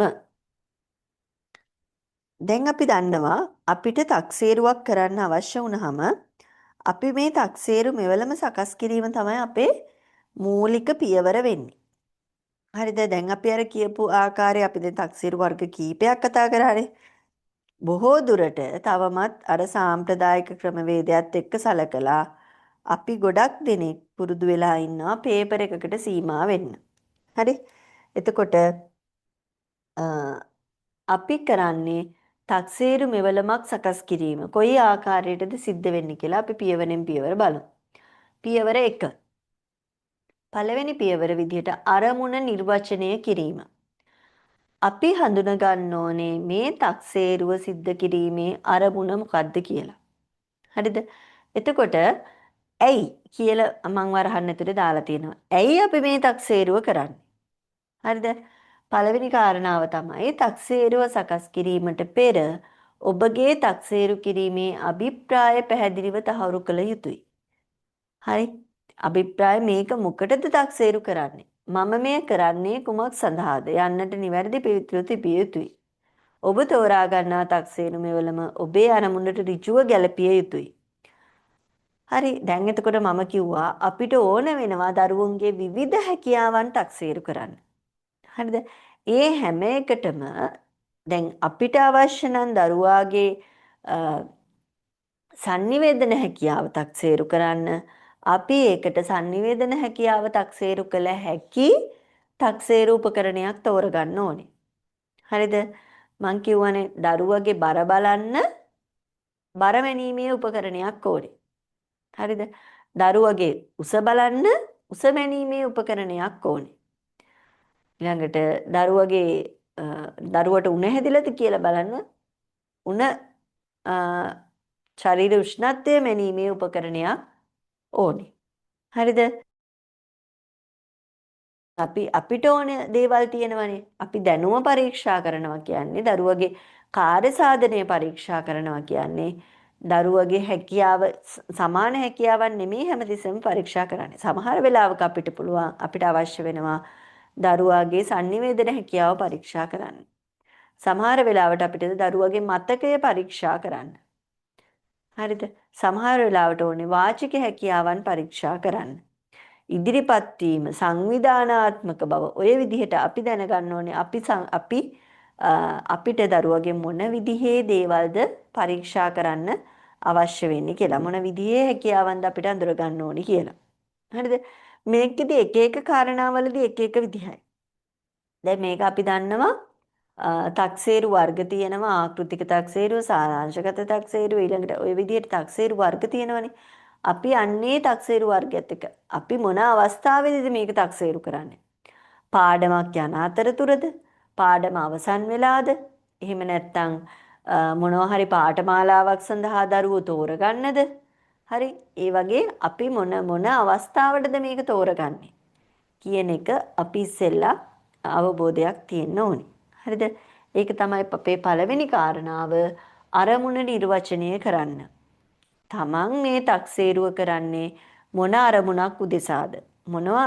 මොකක් දරුවගේ මනින්නද අපි මේ තක්සේරුව සිද්ධ කරන්න කියන එක කල්පනා කරන්න ඕනි. ඊළඟට පියවර 2 ඉගෙනුම් ප්‍රතිඵල සමාලෝචනය කිරීම. ඉගෙනුම් ප්‍රතිඵල. ඒ කියන්නේ අපි දන්නවා අපි පාඩමක් උගන්වනකොට ඒකේ තියෙනවා learning outcomes කියලා. හරිද? ඕනම පාඩමකදී අපි දන්නවා අපි learning outcomes බලන්න ඕනේ. උගන්වන්න කලිනුත් අපි බලන්න ඕනේ. මෙම පාඩම අවසානයේ දරුවාට මෙන්න මේ දේවල් හැකියාව ලැබේ. හරි? එතකොට අපි හිතුවොත් එහෙම ප්‍රභා සංශ්ලේෂණය විද්‍යාපාඨ දරුවාට ප්‍රභා සංශ්ලේෂණය යන සංකල්පය අර්ථ දැක්වීමේ හැකියාව තිබිය යුතුයි. ඊළඟට ප්‍රභා සංශ්ලේෂණ ක්‍රියාවලිය පැහැදිලි කිරීමට හැකියාව තියෙන්න ඕන. ඒ වගේ අපි දන්නවා අපේ ඉගෙනුම් ක්‍රියාවලිය තුළ අපි මේ පාඩමක් කරනකොට අපි මුලදීම අපි සටහන් කරගන්නවා learning outcomes. නේද? මොනවද ඉගෙනුම් ඵල මොනවද කියන එක. එතකොට අන්නේ ඉගෙනුම් ඵලවලට අනුව තමයි අපි මේ assessment tool එක සකස් කරගන්න ඕනේ. එතකොට අර්ථ දක්වා නැති දෙයක් පරීක්ෂා කළ නොහැක. එතකොට මේකෙදි අපිට දැන් අපි ඉංග්‍රීසි වල ගත්තොත් අපේ තියෙන lesson එක listening activity එකක් නම් අපි ඒක listening activity එකකට අදාළ දේවල් කරන්න ඕනේ. හරිද?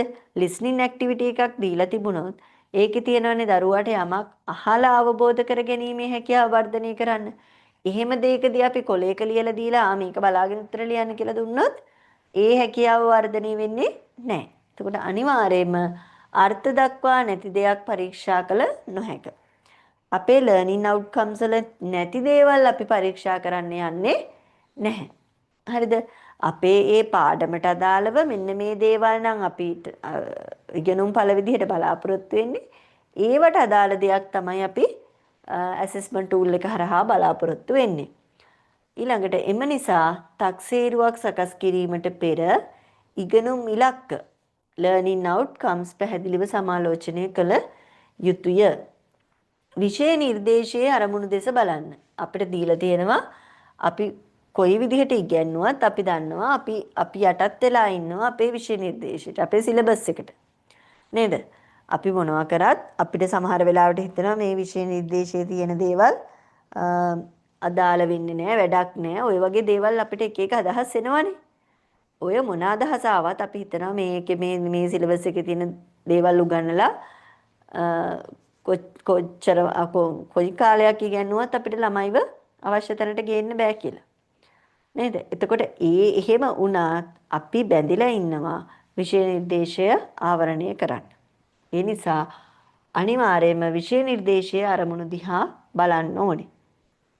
අපි assessment tool එකක් අපි මේ පාසල් පන්ති කාමරය තුළ සිද්ධ කරනවා නම් පාඩම හෝ ඒකකයේ සඳහා නිශ්චිත අරමුණු මොනවාද?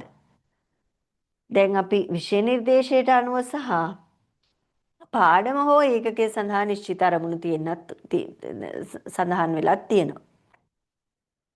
එතකොට අපි ඒව ගැන සැලකිලිමත් වෙන්නත් ඕනේ. සිසුන් අවසානයේ දැනගත යුතු කරන්න හැකි විය යුතු දේ කුමක්ද? මේ සියල්ල අවසානයේ සිසුන්ගේ අවසානයේ දරුවා කරන්න ඕන දේ මොකක්ද කියන එක පැහැදිලි වෙන්නත් ඕනේ. හරිද? එතකොට අපි දන්නවා අධ්‍යාපනීය ජාතික අරමුණු තියෙනවා. හරි. එතකොට අපි මේ අවසානයේ මේ විෂය නිර්දේශයත් එක්ක සියල්ලත් එක්කම අපි බද්ධ වෙන්න ඕනේ මේ අධ්‍යාපනයේ ජාතික අරමුණු වලට. හරි. අධ්‍යාපනයේ තියෙන ජාතික අරමුණු මොනවද? ජාතික අරමුණු කීයක් තියෙනවද? ඒ ගැන අවබෝධයක් තියෙන්න ඕනේ. හරි. එතකොට ඒ සියල්ලත් එක්ක මේ ඉගෙනුම් ප්‍රතිඵල සමාලෝචනය කරලා තමන්ගේ පාඩමට අදාළව ඒ අරමුණුත් එක්ක අපි අවසානයේ යන්න අවශ්‍ය වෙනවා. ඊළඟට බලන්න පියවර 3. දැන් අපි අරමුණු ගැන අවබෝධයක් ඇති කරගත්තා. ඊළඟට සැලැස්ම සංවර්ධනය කිරීම. සැලැස්ම සංවර්ධ ඊළඟට අපි මේ ඇසෙස්මන්ට් ටූල් එක හදන්න සැලැස්මක් ලෑස්ති කරගන්න ඕනේ. දැන් හිතලා බලන්න මෙච්චර කල් ඇසෙස්මන්ට් හැදුවා කවදාවත් මෙහෙම කරාද නැහැ. නේද? අපි මේ සැලැස්ම සංවර්ධනය කරලා එච්චර දේවල් කරේ නැහැ. නමුත් ජාතික විභාගවලදී වාර විභාග පේපර් එකක් හදනකොට පළාත් පේපර් එකක් හදනකොට ඒ හැම තැනදීම මෙන්න මේ ක්‍රියාවලිය අනුගමනය කරන්න සිද්ධ වෙනවා. ඒ ක්‍රියාවලිය අපි කරන මාසික පරීක්ෂණයට අපි කරන යුනිට් ටෙස්ට් එකට ඒ සියල්ලටත් ඇතුළත් වෙනවා නම් වඩාත් සාර්ථකයි. එතකොට මේ දේවල් කරන්න ඕනේ මේ අවබෝධයත් එක්ක. බලන්න අන්තර්ගත සිතියම්කරණය content mapping. එතකොට අපි ටෙස්ට් එකක් කරනකොට ඇසෙස්මන්ට් එකක් හදනකොට ඉගැන්වූ සියලුම මාතෘකා ලයිස්තුගත කරන්න. හරිද? අපිට උගන්වපු මාතෘකා සියල්ල ලයිස්තුගත කරනවා. උදාහරණ විෂය, උපමාතෘකා, උපකණ්ඩායම් ඒ සියල්ල. අපේ විෂය සිංහල නම් සිංහල වලට අදාළ විෂයට අදාළ උපමාතෘකා ටික ඊළඟට ඒකටත් අදාළ අනුමාතෘකා මොනවද? අන්නේ විදිහට සැලැස්මක් සකස් කරගන්න ඕනේ. අන්තර්ගතය සැලසුම් සහගතව සටහන් කරගන්න ඕනේ. හරි. ඊළඟට බර තැබීම. weighting. මොකද්ද බර තැබීම කියලා කියන්නේ? එක් මාතෘකාවේ වැදගත්කම මත හරි එක් මාතෘකාවේ වැදගත්කම හෝ ඒ සඳහා ගත කරන කාලය අනුව weight බර තීරණය කරන්න. මෙය පරීක්ෂණ ප්‍රශ්න ප්‍රමාණය සහ වැදගත්කම සම්බන්ධයෙන් මාර්ගෝපදේශයක් වේ. ඊළඟට අපි කතා කරනවා සංජානන සිතියම්කරණය cognitive mapping. මේකෙදී බ්ලූම්ස් ටැක්සනොමි භාවිතයෙන් ප්‍රශ්න වර්ග තීරණය කරන්න කියලා සඳහන් වෙනවා. දැන් මතක් කරගන්න බ්ලූම්ස් ටැක්සනොමි කියන්නේ මොකක්ද කියලා. right?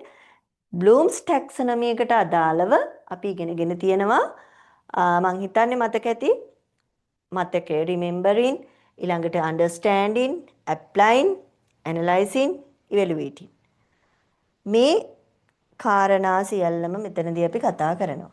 හරි? සංජානන සිතියම්කරණය cognitive mapping.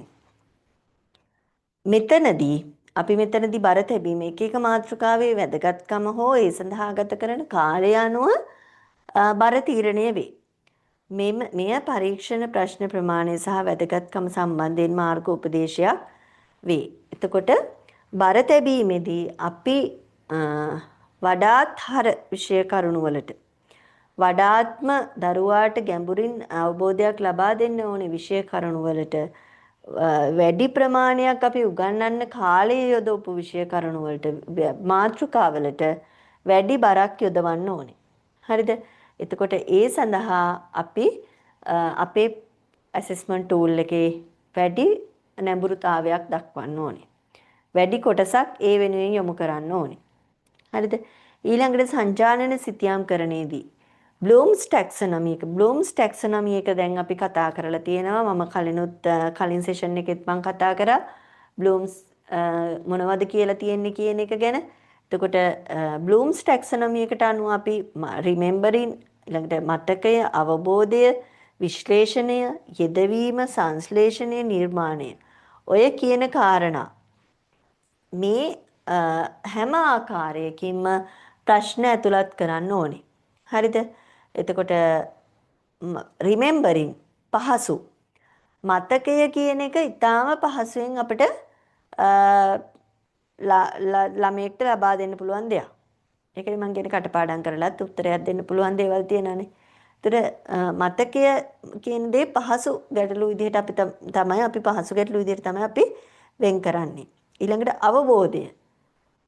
හරි ඒක මධ්‍යම. ඊළඟට අවබෝධය සහ යෙදවීම කියන දේ මධ්‍යම මට්ටමේ. හරි ඊළඟට ටිකක් අමාරු මට්ටමේ තියෙන්නේ මේ විශ්ලේෂණය සහ සංශ්ලේෂණය නිර්මාණය කියන කාරණාව. එතකොට මේ ටිකට අපි අදාළ ප්‍රශ්න වර්ග තීරණය කරන්න ඕනේ. හරි. ඊළඟට මේ විවිධ මට්ටම් වලින් ප්‍රශ්න මිශ්‍රණය කිරීමට උපකාරී වේ. එතකොට සැලැස්ම සංවර්ධනය කරද්දී ඔන්න ඔය කාරණා අපි මතකයේ තියාගන්න ඕනේ.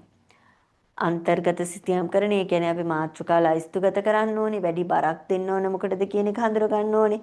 ඒ වගේම මේ බ්ලූම්ස් ටැක්සොනොමි එක පාවිච්චි කරලා අපි ප්‍රශ්න වලට දෙන්න ඕනේ මතකය මනින්න අවබෝධයේ යෙදවීම විශ්ලේෂණය සංශ්ලේෂණය ඔන්න ඔය කියන කාරණා සියල්ල මැන බලන්න පුළුවන් විදිහේ ප්‍රශ්න ඇතුළත් කරන්න ඕනේ. එතකොට මේ මාතෘකාවලට අනුව මේ බර ප්‍රමාණයට අනුව මෙන්න මේ කාරණා සියල්ල මනින්න පුළුවන් විදිහට අපි ප්‍රශ්න ඇතුළත් කරන්න ඕනේ. දැන් එතකොට අපි කල්පනා කරන්න ඕනේ අපි කොච්චරක් දුරට හිතන්න ඕනද මේ විදිහට ඇසෙස්මන්ට් ටූල් එකක් හදන්න. මේක ලේසි පහසු වැඩක් නෙමෙයි. හරි ඊළඟට හතරවෙනි පියවර ප්‍රශ්න ආකෘතිය තීරණය කිරීම. දැන් එතකොට මේ කාරණාත් එක්ක අපි හිතන්න ඕනේ මේ මොන විදිහටද අපි මේ ප්‍රශ්න ටික ගොඩනගා ගන්න. බොහෝ දුරට මතකය මනින්න පුළුවන් MCQ සහ ගැළපීම කියන ප්‍රශ්න matching question සහ MCQ වලින් අපිට පුළුවන් මතකය මැනලා බලන්න. හරිද? ඒ වගේම මතකය සහ අවබෝධය කියන දෙකම මනින්න පුළුවන්. අවබෝධයටත් අපිට පුළුවන් මේ MCQ සහ ගැළපීම් ප්‍රශ්න කියන දේවල් යොදා ගන්න. මෙතන මතකය කියන එක සහ මෙතන ලියා ගන්න අවබෝධය කියන එකත්.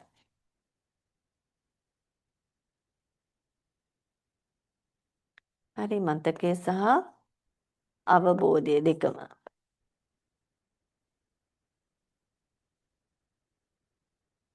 සඳහා අපි පාවිච්චි කරනවා MCQ ඒ වගේම ගැළපීම් ප්‍රශ්න. යෙදීම යෙදවීමට අපිට පුළුවන් කෙටි පිළිතුරු ඊළඟට ගැටලු මේ වගේ දේවල් භාවිතා කරන්න. විශ්ලේෂණය ඒ වගේම මෙතනදී නිර්මාණාත්මක හැකියාව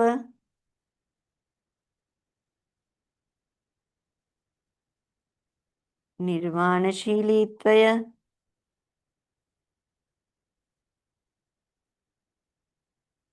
මේ දේවල් වලට දිගු පිළිතුරු සහ රචනා මේ අපි කතා කරන්නේ බොහෝ විට ක්වෙස්චන් පේපර් එකක් සකස් කිරීමදී තමයි අපි මේ කාරණා ගැන කතා කරන්නේ. හරිද? එතකොට මතක තියාගන්න ප්‍රශ්න ආකෘතිය තීරණය කරන්න නම් බොහෝ දුරට ප්‍රශ්න පත්‍රයක ලිඛිත ප්‍රශ්න පත්‍රයක ප්‍රශ්න ආකෘතිය තීරණය කරද්දී අපි මෙන්න මේ සියල්ල ගැන සැලකිලිමත් වෙන්න ඕනේ. මතකය මෙෂර් කරන්න MCQ සහ ගැළපීම ළඟට යෙදීම විශ්ලේෂණයේ නිර්මාණශීලීත්වය අපිට පුළුවන් දිගු පිළිතුරු සහ රචනා වලින් මැන බලන්න. හරි ඊළඟට අපි කතා කරමු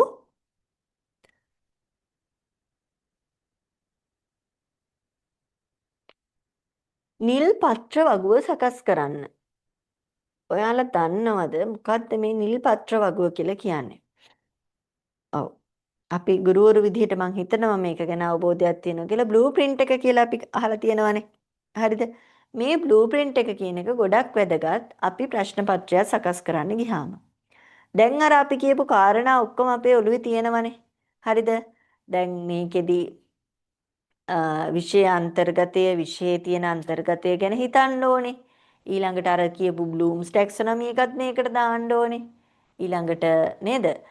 බර තියන්න ඕනේ වැඩි බරක් වැඩිපුර වැඩි විෂය ඒකක වලට යොදවන්න ඕනේ. ඔය ඔක්කොම අදාළ කරගෙන අපි මෙන්න මේ බ්ලූ ප්‍රින්ට් එක සකස් කර ගන්නවා. එතකොට මේ බ්ලූ ප්‍රින්ට් එකේදී අපි බලනවා මේ එක ඒකකය. හරිද? එක් ඒකකයට කොච්චර ප්‍රමාණයක් දෙනවද කියලා. එතකොට මේක අපි බලය හා මේ විද්‍යාව විෂය ධාරාව යටතේ හදලා තියෙන බ්ලූ ප්‍රින්ට් එකක්. විද්‍යාව විෂය යටතේ බලය හා චලනය කියන කොටසට මතකය මැනීම වෙනුවෙන් ලකුණු 5ක් දෙනවා. හරිද? ලකුණු 5ක ප්‍රශ්න දෙනවා. ඊළඟට අවබෝධය මැනීම වෙනුවෙන් ලකුණු 5යි. ඊළඟට යෙදීම. හරි? බලය හා චලනය කියන එකේ වැඩි බරක් දීලා තියෙනවා යෙදීම. මොකද ඒක වැඩි දුරට ප්‍රායෝගික පැත්තට නැඹුරු වෙන පාඩමක්. එතකොට මේකේ වැඩි බරක් දීලා තියෙනවා යෙදීම කියන කොටසට. එතකොට ඒක වෙනුවෙන් ලකුණු 10ක් දෙනවා. ඊළඟට විශ්ලේෂණය මේ සියල්ලගෙම එකතුව ලකුණු 25යි. දැන් මේකේ හැටියට මේ සියලුම පාඩම් වලට සමාන බරක් තමයි දීලා තියෙන්නේ. සියලුම පාඩම් වලට සමාන බරක් හැම ප්‍රශ්නයකටම ලකුණු 25ක් එන විදිහට. හැම පාඩමකටම ලකුණු 25ක් එන විදිහට. ඊළඟට ශක්තිය කියන ඒකකයට මතකය සඳහා ලකුණු 5යි, අවබෝධය සඳහා ලකුණු 10යි, යෙදීම සඳහා ලකුණු 5යි, විශ්ලේෂණයට 5යි, ඒකත් එකතුව ලකුණු 25යි. මේ බලන්න ශක්තිය කියන පාඩමේදී අවබෝධයට ලකුණු 10ක් තමයි දීලා තියෙන්නේ. අවබෝධයට තමයි ඒකේ වැඩි නැඹුරුවක් දීලා තියෙන්නේ. හරිද? එතකොට මේ පාඩම හරහා දරුවන්ට හොඳ අවබෝධයක් තියෙන්න ඕනේ ශක්තියින් පිළිබඳව. හරි? ඊළඟට විදුලිය. විදුලිය කියන එකකේ යටතේත් මතකයට 5යි, අවබෝධයට 5යි, යෙදීමට තමයි මේකේ වැඩි බරක් දීලා තියෙන්නේ. හරිද? ඊළඟට ද්‍රව්‍ය ඒ පාඩම යටතේ මතකයට 5යි, අවබෝධයට 10යි, යෙදීම සහ විශ්ලේෂණය. එතකොට මෙන්න මේ ආකෘතියට අනුව මේක තමයි බ්ලූ ප්‍රින්ට් එක කියලා කියන්නේ. මේ බ්ලූ ප්‍රින්ට් එකට අදාළව මේ හදාගත්ත බ්ලූ ප්‍රින්ට් එකට අදාළ වගුවට අනුව හදාගත්ත මේකට අනුව දැන් අපිට පුළුවන් මේ බලය හා චලනය කියන එකකේ මතක ශක්තිය මනින්න. අපි දැන් අපි හිතමුකෝ මේ මතක සහ අවබෝධය මනින්න අපි MCQ හදනවා කියලා. හරි? එතකොට දැන් අපි MCQ එකේ ප්‍රශ්න 40ක් දෙනවා. හරිද? එතකොට ප්‍රශ්න 50ක් දෙනවා. හරි? එතකොට අපිට පුළුවන් මේ ලකුණු 30යි මේ ලකුණු 20යි ලකුණු 50 එකට එක ගානේ ගන්න මතකය මනින්න පුළුවන් බලය හා චලනය පාඩමේ මතකය ආවර්ජනය කරන්න පුළුවන් MCQ 5ක් දානවා. මේ පහම හරිය ගියොත් ලකුණු 5ක් හම්බ වෙනවා. ඊළඟට ශක්තිය පාඩමෙන් මතකය ආවර්ජනය කරගන්න පුළුවන් MCQ 5ක් දානවා. ඊළඟට විදුලිය පාඩමේ මතකය ආවර්ජනය කරන්න ද්‍රව්‍ය ප්‍රණ. ඒකට මේකත් පුළුවන්. දැන් අපි MCQ වලින් නම් මේ ටික කවර් කරන්නේ. පළවෙනි පේපර් එක සම්පූර්ණයෙන්ම දැන් අපි දැන් O level මට්ටමේ පේපර් එකක් හදනවා කියලා හිතන්නකෝ. ඒකට O level මට්ටමේ පේපර් එකට අපි මේ විදිහට බ්ලූ ප්‍රින්ට් එක හදාගෙන මේ ලකුණු 50ට අපි MCQ ටික හදනවා. ඒ MCQ එකට බලය හා චලනය පාඩමේ මතකය ආවර්ජනය කරන ප්‍රශ්න 5ක් දානවා. අවබෝධය ඇති කරන ප්‍රශ්න 5ක් දානවා. අවබෝධය කියන්නේ මේ අර තියරිය කෙලින්ම ඇප්ලයි කරනව නෙමෙයි. ගත්ත තියරියක් පාවිච්චි කරලා එතනින් එහාට ඒ තියරිය පිළිබඳ තියෙන අවබෝධයත් එක්ක දරුවාට යමක් විසඳ ගන්න තියෙන හැකියාව පොඩ්ඩක් තව දුරටත් මේ ඒක පොඩ්ඩක් ඇඩ්වාන්ස් කරලා අවබෝධය ලැබෙන විදිහට තව ප්‍රශ්න 5ක් දානවා. ශක්තිය පාඩමෙන් ප්‍රශ්න 10ක් දානවා. හරි අවබෝධයෙන්. ඔය විදිහට අපිට පුළුවන් MCQ එක හදන්න ගන්න මේ මතකය සහ අවබෝධයෙන් ප්‍රශ්න 50ක් දාලා. යෙදීම ඊළඟට මේකට පුළුවන් අපිට ස්ට්‍රක්චර් ටයිප් ක්වෙස්චන් ටිකක් දාන්න. හරිද? එතකොට දැන් ඔයාලට අපි දෙන අපි මේ ක්‍රමවේද තුනටම යනවනේ. ඔයාලගේ ඇසෙස්මන්ට් ප්‍රොසෙස් එක මේ ක්‍රමවේද තුනටම යනවා. හරිද? එතකොට අපි ඔයාලගේ මතකය සහ අවබෝධය මනින්න MCQ ටෙස්ට් එකක් කරනවා කලින්ම. ඊළඟට යෙදීම එතකොට ස්ට්‍රක්චර් ටයිප් ක්වෙස්චන්ස් අපි ලබා දෙනවා ඔයාලගේ පේපර් එකට. මේ යෙදීම කියන එක ඊළඟට රචනා ප්‍රශ්න සඳහා විශ්ලේෂණය කියන කොටසට ලකුණු ලබා දෙන්න අපි එහෙම කරනවා. ඊළඟට එතනින් නවතින්නේ නැහැ ඔයාලගේ ඇසෙස්මන්ට් ප්‍රොසෙස් එක. ප්‍රසන්ටේෂන්ස් තියෙනවා නේද? ඒ විදිහට ඔයාලට ඒකටත් අදාළව ලකුණු ලැබෙනවා. එතකොට ඔය හැම අතින්ම ඔයාලවත් ඇසෙස් වෙනවා එක සීමාවක් නැතුව. හරිද? අර කියපු දැන් මේ පේපර් එකෙන් මනින්න බැරි දේවල් ප්‍රසන්ටේෂන් ස්කිල්ස් ඒ දේවල් මනින්න අපි ප්‍රසන්ටේෂන් එකක් තියෙනවා. වාචික හැකියාව, sannivedana හැකියාව, විශ්වාසනීයභාවය ඒ දේවල් මනින්න අපි ප්‍රසන්ටේෂන් එකක් පාවිච්චි කරනවා. හරි. ඔන්න ඔය විදිහටයි අපේ මේ උපාධි පාඨමාලාව තුළ අපේ ඇසෙස්මන්ට් ප්‍රොසෙස් එක යන්නේ. එතකොට ඔයාලට තේරෙනවා ඇති මේ සියල්ලට අදාළව තමයි අපේ ඇසෙස්මන්ට් ප්‍රොසෙස් එක යන්නේ. එතකොට දරුවෝ ඇසෙස් කරනකොටත් මේ ක්‍රියාවලිය අනුගමනය කරන්න ඕනේ. හරි. ඊළඟට නිල් පත්‍රයක වැදගත්කම. ඇයි මේ බ්ලූ ප්‍රින්ට් එකක් අපි හදාගන්නේ? ඇයි මේ වගේ වගුවක් අපි හදාගන්නේ? හරිද? මොකද්ද මේකේ වැදගත්කම? ප්‍රශ්න පත්‍රය සමානුපාතික වේ. හරිද? මේක කරනකොට අර එකම පාඩමෙන් ප්‍රශ්න කොටකට යන්නේවත්. එකම දැන් සමහර ළමයින්ට අසාධාරණයක් වෙනවනේ. සමහර ළමයි පාඩම් කරන්න පුළුවන් ළමයින්ට අර අවබෝධය හැකියාව. එතකොට මේ සියලුම ළමයින්ට අවස්ථාව ලැබෙනවා. අපි දැන් සමහර අවුරුදු වල ශිෂ්‍යත්ව පේපර් එක ගැන එහෙම කතා කරන දේවල් ඇහිලා තියෙනවද? පාඩම් කරපු ළමයින්ට කිසි දෙයක් කරගන්න බැහැ. පන්ති ගියාට වැඩක් උන්නේ මේ සැරේ. ඔහොම දේවල් කියනවනේ. නේද? අන්නේ ඒ ප්‍රශ්න පත්‍රයේ සමානුපාතික වෙන්න ඕනේ. ප්‍රශ්න පත්‍රයේ සමානුපාතික වුණාම ඔය හැම වර්ගයකම ළමයාට ටික ටික හරි උත්තර දී ගන්න පුළුවන්. හරිද? අර හොඳටම වැඩ කරපු ළමයා පොඩ්ඩක් පසුබට වෙන්න පුළුවන් මේ එයා හුරු වෙච්ච ක්‍රමවේදයට නැති වුණාම. නමුත් ඔය හැම ළමයෙක්ටම අවස්ථාවක් ලැබෙනවා මේ විදිහට බැලන්ස් වුණාම. හැම පාඩමකින්ම මතකය අවබෝධය යෙදීම විශ්ලේෂණය මතකයේ විතරක් තියෙන ළමයටත් යම් ලකුණු ප්‍රමාණයකට යන්න පුළුවන්. මතකයයි අවබෝධයයි දෙකම තියෙනවා නම් තවදුරටත් ඉස්සරහට යන්න පුළුවන්. නේද? එතකොට මතකම නැති වුණාට අවබෝධයෙන් දෙයක් කරගන්න පුළුවන් නම් සමහර දේවල් කාරණා මතක නෑ වුණාට යමක් තේරුම් අරන් මේ ළමයට දෙයක් කරන්න පුළුවන්. එතකොට ඒ ළමයටත් හැකියාව තියෙනවා යම් කිසි ලකුණකට යන්න. විෂය නිර්දේශයට අනුකූල වේ. ඇත්තද? විෂය නිර්දේශයට අනුකූල වෙනවද? ඔව්. අපි විෂය නිර්දේශයට අයිති ඒකක ටික ලියාගෙන ඒ ඒකක වලට අදාළව තමයි මේක සකස් කරගන්නේ. හරිද? එතකොට අපි මේ කරන වැඩේ විෂය නිර්දේශයට අනුකූලයි.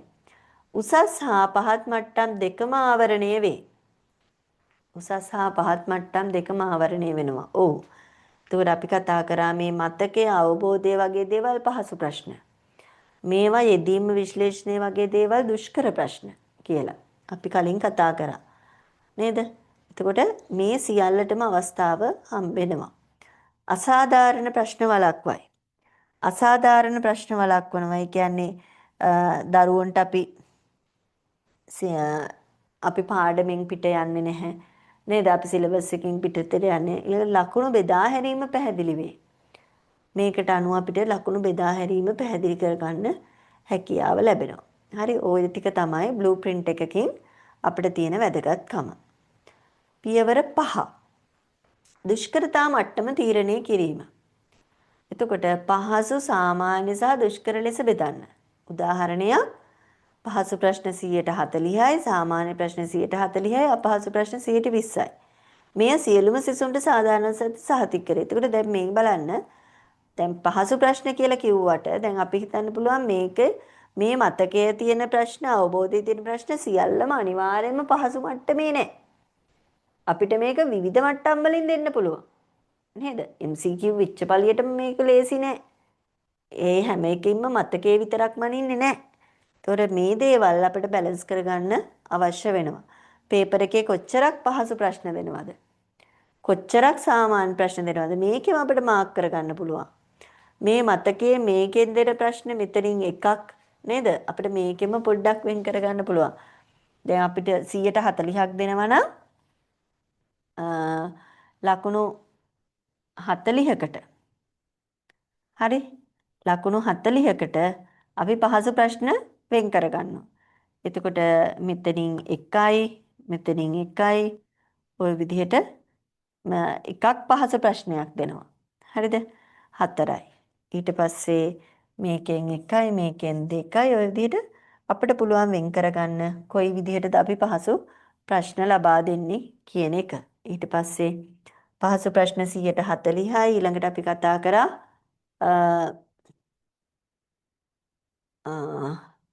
මධ්‍යස්ථ ප්‍රශ්නනේ. සාමාන්‍ය ප්‍රශ්න 140යි අපහසු ප්‍රශ්න 120යි. අර බ්ලූ ප්‍රින්ට් එක ආශ්‍රිතවම අපිට පුළුවන් මේක සකස් කරගන්න. එතකොට සියලුම සිසුන්ට සාධාරණත්වය සහතික කරයි. මේක අපිට පුළුවන් හැම ළමයෙක්ටම මේකෙන් සාධාරණයක් කරන්න. හරිද? වැඩ බැරිම එකාටත් මේ පේපර් එක ලියලා පොඩි සහනයක් ගන්න. පේපර් එක ලිව්වා කියලා හරි ළමයාට පොඩ්ඩක් දැනෙන්න. අපිට කියන්න බෑ පේපර් එකට ලකුණු අඩුවෙන්ම ගත්ත පළියට මේ ළමයා සියලුම. එතකොට යම් කිසි මේ දරුවගේ තියෙන මොනම හැකියාවක් හරි මැන බලන්න අවස්ථාවක් අපිට මේ පේපර් එක හරහා උදා කරලා දෙන්න පුළුවන්. පියවර 6 සැලැස්ම සමාලෝචනය කිරීම. දැන් අපි මේ බ්ලූ ප්‍රින්ට් එකට අනුව හදලා මේ විදිහට ප්‍රශ්න අමාරු ප්‍රශ්න මොනවද අර විදිහට සකස් කරගෙන අපි සැලැස්ම පරීක්ෂා කරනවා. සියලුම මාතෘකා ආවරණය කර ඇත. හරිද බලනවා අපි මාතෘකා ඔක්කොම කවර් වෙලාද? ලකුණු සාධාරණ ලෙස බෙදා හරිනු ලැබේ. ලකුණු ටික හරියට සාධාරණව බෙදලා ගිහිල්ලා තියෙනවද? ප්‍රශ්න වර්ග සමබර වේ. හරි ප්‍රශ්න අවබෝධයෙන් තියෙනවද? විශ්ලේෂණයෙන් තියෙනවද? ওই විදිහට අපි සමබර කරගන්න ඕනේ. දුෂ්කරතාවයේ සුදුසුයි.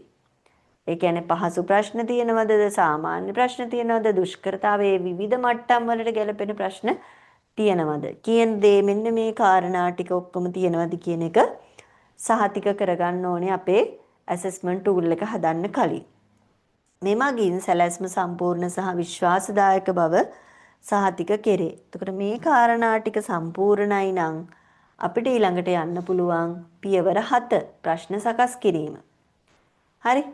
එතකොට ප්‍රශ්න තාර්කානුකූල ලොජිකලි සකස් කිරීම. මේක සමාන වෙනවා පහසු සාමාන්‍ය අමාරු. මේක තර්කානුකූලව අර අපි නිකාම ප්‍රශ්න ටිකක් දාගෙන යනව නෙමේ. අපි මේ පහසු ප්‍රශ්න සාමාන්‍ය ප්‍රශ්න අමාරු ප්‍රශ්න විදිහට වෙන් කරගෙන සකස් කරනකොට මේක ලොජිකලි තර්කානුකූලව සකස් කරන්න සිද්ධ වෙනවා. හරිද? ඊළඟට මේ සිසුන්ගේ විශ්වාසය, අවබෝධය සහ විශ්ලේෂණ හැකියාව සම්පූර්ණව පරීක්ෂා කළ හැකිය. එතකොට මේකත් එක්ක දරුවගේ විශ්වාසය ගැන දරුවගේ අවබෝධය විශ්ලේෂණ හැකියාව සම්පූර්ණයෙන් පරීක්ෂා කරන්න හැකියාව අපිට ලැබෙනවා. ඔන්න විදිහට අපි ප්‍රශ්න සකස් කර ගැනීම සිද්ධ වෙන්න ඕනේ. ඊළඟට පියවර 8 අයිතමේ ලිවීම. ඒ කියන්නේ අපි මේ පේපර් එක ලියනවා. පේපර් එක හදනවා, සකස් කරනවා. ප්‍රශ්න තෝරගෙන දැන් එකින් එක ලියනවා. මේ ලියනකොට මෙන්න මේ දේවල් ගැන සැලකිලිමත් වෙන්න ඕනේ. පළවෙනි එක තමයි පැහැදිලි භාෂාව. අපි කියන දේ අපි දෙන ප්‍රශ්නේ निराවුල් වෙන්න ඕනේ. හරිද? ස්වාධීන ප්‍රශ්න. ප්‍රශ්නය ස්වාධීන වෙන්න ඕනේ. කියන්නේ එකිනෙකට පටල වෙන්නේ නැතුව සම්බන්ධ වෙන්නේ නැතුව ස්වාධීන ප්‍රශ්න දෙන්න. කඳ රීතිය අනුගමනය. ඒ කියන්නේ අපි දන්නවා MCQ එකක නම් ඒකට අදාළව MCQ එකේ කොටස් සකස් කිරීම නිවැරදිව වෙන්න ඕනේ. සමබර විකල්ප. ප්‍රශ්න පත්‍රය සමබර විදිහට සකස් වෙන්න ඕනේ. නිල් පත්‍රයට අනුකූල බව. අර බ්ලූ ප්‍රින්ට් එකට ගැලපෙන විදිහට මේ එක් මාතෘකාවල් වලට එක විදිහට බර තියලා ඒ විදිහට සකස් වෙන්න ඕනේ. ඊළඟට විවිධ දුෂ්කරතා මට්ටම්. අමාරු, පහසු, සාමාන්‍ය, දුෂ්කර කියන මට්ටම් වලට තුනටම අදාළව ප්‍රශ්න මේකට අන්තර්ගත වෙන්න ඕනේ. ඊළඟට පියවර 9. ලකුණු මාර්ගෝපදේශයේ මෙට්‍රික් සාදන්න. අපි පේපර් එකක් හැදුවට පස්සේ අනිවාර්යයෙන්ම අපි මේකට උත්තර ලියලා ඉන්න ඕනේ. පේපර් එක හැදුවා වගේ නෙමෙයි උත්තර ලියන්න පුළුවන්ද කියලා අපි බලන්න ඕනේ. හරිද? අපි ඉස්සෙල්ලා උත්තර ටික ලියලා ඉන්න ඕනේ. අදාළ කාලය තුල අපි මේ පේපර් එකට උත්තර ලියන්න ඕනේ. මෙය තක්සේරු සකස් කිරීමේ විශ්වාසනීයත්වය සහ සාධාරණීයත්වය තීරණය කරන පියවරයි. හරිද? එතකොට මේ වගේ දේවල් වුණා නම් අපේ රටේ සමහර තිබ්බ ලොකු ගැටලු විසඳෙන්න තිබුණා නේද? ප්‍රශ්න පත්‍රවල තිබ්බ සමහර මතක ඇති පහුගිය කාලෙත් ඔය වසරේ දීපු මොඩල් පේපර් එකක වැරදි වචනයක් ටයිප් වෙලා ඇවිල්ලා තියෙන කියලා. ඇත්තට මේ පේපර් එක හදපු කෙනා පේපර් එකට ආන්සර්ස් ලිව්වනම් ඔය ගැටලුව අහුවෙන්න තිබුණා අනිවාර්යයෙන්ම. ඒ නිසා අනිවාර්යයෙන්ම අපිට මේකට උත්තර අපි දන්නවා මේක දැන් අපි සකස් කරාට අපි උත්තර ටික දන්නවා. අපි ඉන්නන්නේ වැරදි වෙලාව තියලා මේකට උත්තර ලියලා බලන්න ඕනේ. ඒකෙන් අපිට මේකේ තියෙන අඩුපාඩු හැමදේම අඳුර ගන්න පුළුවන්. සමහර ප්‍රශ්න වලට උත්තර නැති වෙන්න පුළුවන්. සමහර ප්‍රශ්න වලට උත්තර දෙකක් තියෙන්න පුළුවන්. සමහර වෙලාවට කාලය මදි වෙන්න පුළුවන්. ප්‍රශ්නයේ ගැටලුකාරී තත්ත්ව තියෙන්න පුළුවන්. ප්‍රශ්න පත්‍රයේ ලියූ පසු ලකුණු මාර්ගෝපදේශයේ මාකි ස්කීම් සකස් නොකර ඒ භාවිතා නොකළ යුතුය. අනිවාර්යයෙන්ම මේකට ලකුණු දීමේ ක්‍රමවේදයත් එක්ක මාකි ස්කීම් එකක් සකස් කරගන්න ඕනේ. යතුරු එකවර ලිවීමෙන් තොරව කිසිවිටකත් විභාගයක් භාවිතා නොකරන්න. ඒ කියන්නේ මේකට උත්තර ලියන්නේ නැතුව කිසිම වෙලාවක මේ ඇසෙස්මන්ට් ටූල් එක පාවිච්චි කරන්න හොඳ නැහැ.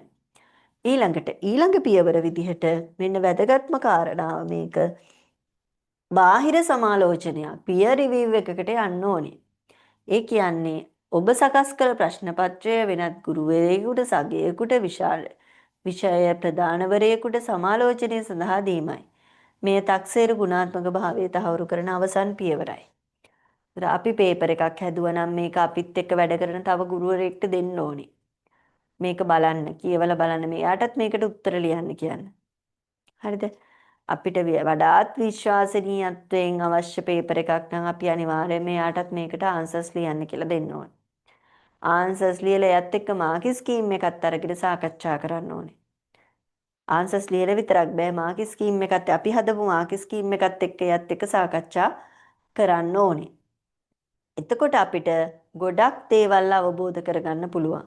සමහර වෙලාවට අපිට නොපෙනෙන දැන් අපි මේකත් එක්කම ගැටිලා ඔයාලා දන්නවා ඒක. අපි මේකත් එක්කම ගැටිලා අපිට මේකේ තියෙන ගැටලුකාරී තත්ත්වයන් පේන්නේ නැති තරමටපත් වෙනවා. හරිද? උත්තරය දැකත් අපි දන්නවනේ හරියට මේක තමයි උත්තරය කියලා අපි හදපු කෙනානේ. එතකොට අපිට අර වැරදි උත්තර වලට ඇහැ යන්නේ නැහැ. ඒතර ඒ උත්තරවලත් සමහර වෙලාවට නිවැරදි වෙන්න පුළුවන් අවස්ථාවක් තිබ්බොත් අපිට ඒක අහුවෙන්නේ නැහැ. මොකද අපේ ටාගට් එක අපි දන්නවා මේක තමයි හරි උත්තරය කියලා. ඒකයි කොච්චර අපි උත්තර ලිව්වත් ඒක වෙනස් වෙන්න පුළුවන් තව කෙනෙක් බලනකොට. සමහර වෙලාවට අපි අවබෝධයෙන් ලියන එක අපේ තියෙන ඔළුවේ තියෙන අදහසනේ අපි ලියන්නේ ප්‍රශ්නෙට. එතකොට ඒකෙත් මීනින්ස් දෙකක් තියෙන්න පුළුවන්. ඒක අපිට අඳුර ගන්න බැරි වුණාට තව කෙනෙක්ට ඒක උත්තර ලියන්න දුන්නාම ඒක අඳුර ගන්න පුළුවන්. අපි එක අදහසක් ඔළුවේ තියාගෙන අපි ලියනවා. හරිද? නමුත් මේකෙන් වෙනත් අදහසක් එනවා කියන එක තව කෙනෙක් මේකට උත්තර ලිව්වහම තමයි අපිට හඳුර ගන්න පුළුවන් වෙන්නේ. එතකොට මේ සියල්ලත් එක්ක මේ තව කෙනෙක්ට මේක දුන්නාට පස්සේ ඔන්න අපිට වෙනවා අවසන් සංශෝධන කරන්න. හරි අපැහැදිලි ප්‍රශ්න සංශෝධනය කරන්න. ඊළඟට දුෂ්කර ප්‍රශ්න සරල කරන්න. සමහර වෙලාවට අවබෝධ කරගන්න බැරි තත්ත්වයේ තියෙන ඒවා අහු වුණොත් ඒව සරල කරන්න පුළුවන්. අනුබද්ධ ප්‍රශ්න ඉවත් කරන්න. රූබ්‍රික් යාවත් කාලීන කරන්න. අපි ලකුණු ලබා දෙන ක්‍රමවේදය ඒකේ ගැටලු තියෙනවා නම් ඒක හරි ගස්සන්න පුළුවන්. ඔන්න ඔය විදිහට අපේ තියෙන ප්‍රශ්න පත්‍රය අපි හදන ඇසෙස්මන්ට් ටූල් එකේ අර විදිහට අපි අඳුරගත්ත ඒවා සංශෝධනය අවසාන වශයෙන් සිද්ධ කරන්න ඕනේ. හරි.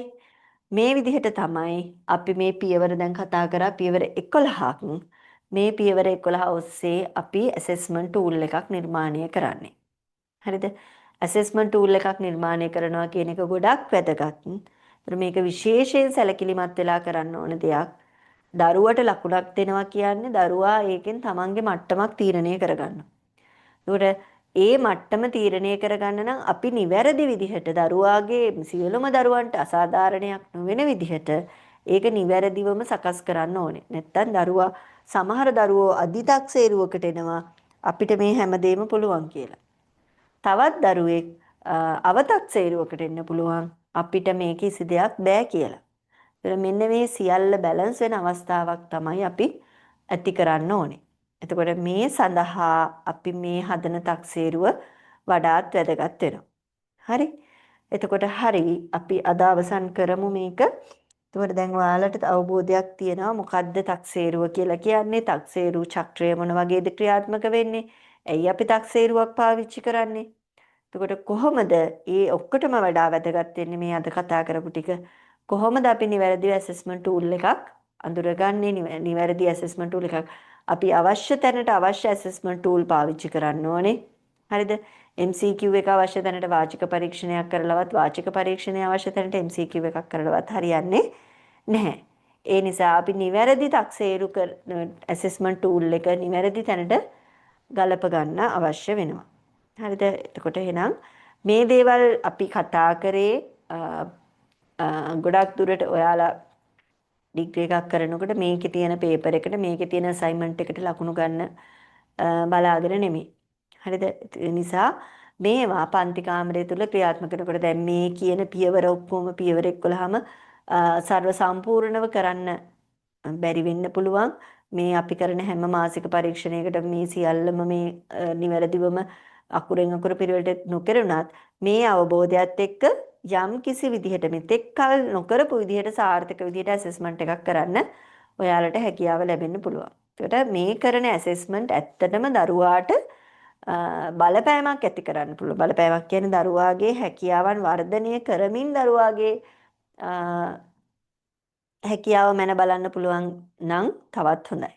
හරිද? එතකොට මේ සියල්ලමත් එක්ක නිවැරදිව තක්සේරුවක් කරගන්න ඔයාලට අවස්ථාව ලැබෙයි මේ ගැන අවබෝධයක් එක්ක ගියොත්. රයිට්. අපි එහෙනම් අදට ඉවර කරමු. එතකොට මේ මොඩියුල් එක ඉවරයි අද මේ සෙෂන් එකත් එක්ක. රයිට්. එතකොට විෂයමාලා කළමනාකරණය හා තක්සේරුකරණය කියන දේ මේක ඔයාලගේ ඉගෙනුම් ක්‍රියාවලියට බද්ධ කරගෙන ඉගෙනුම් ක්‍රියාවලිය ඔයාලගේ තවදුරටත් සාර්ථක කරගන්න පුළුවන් වෙයි කියලා මං හිතනවා. හරි. එහෙනම් අපි අදට නවත්තමු. ඔයාලා හැමෝටම සුබ රාත්‍රියක්.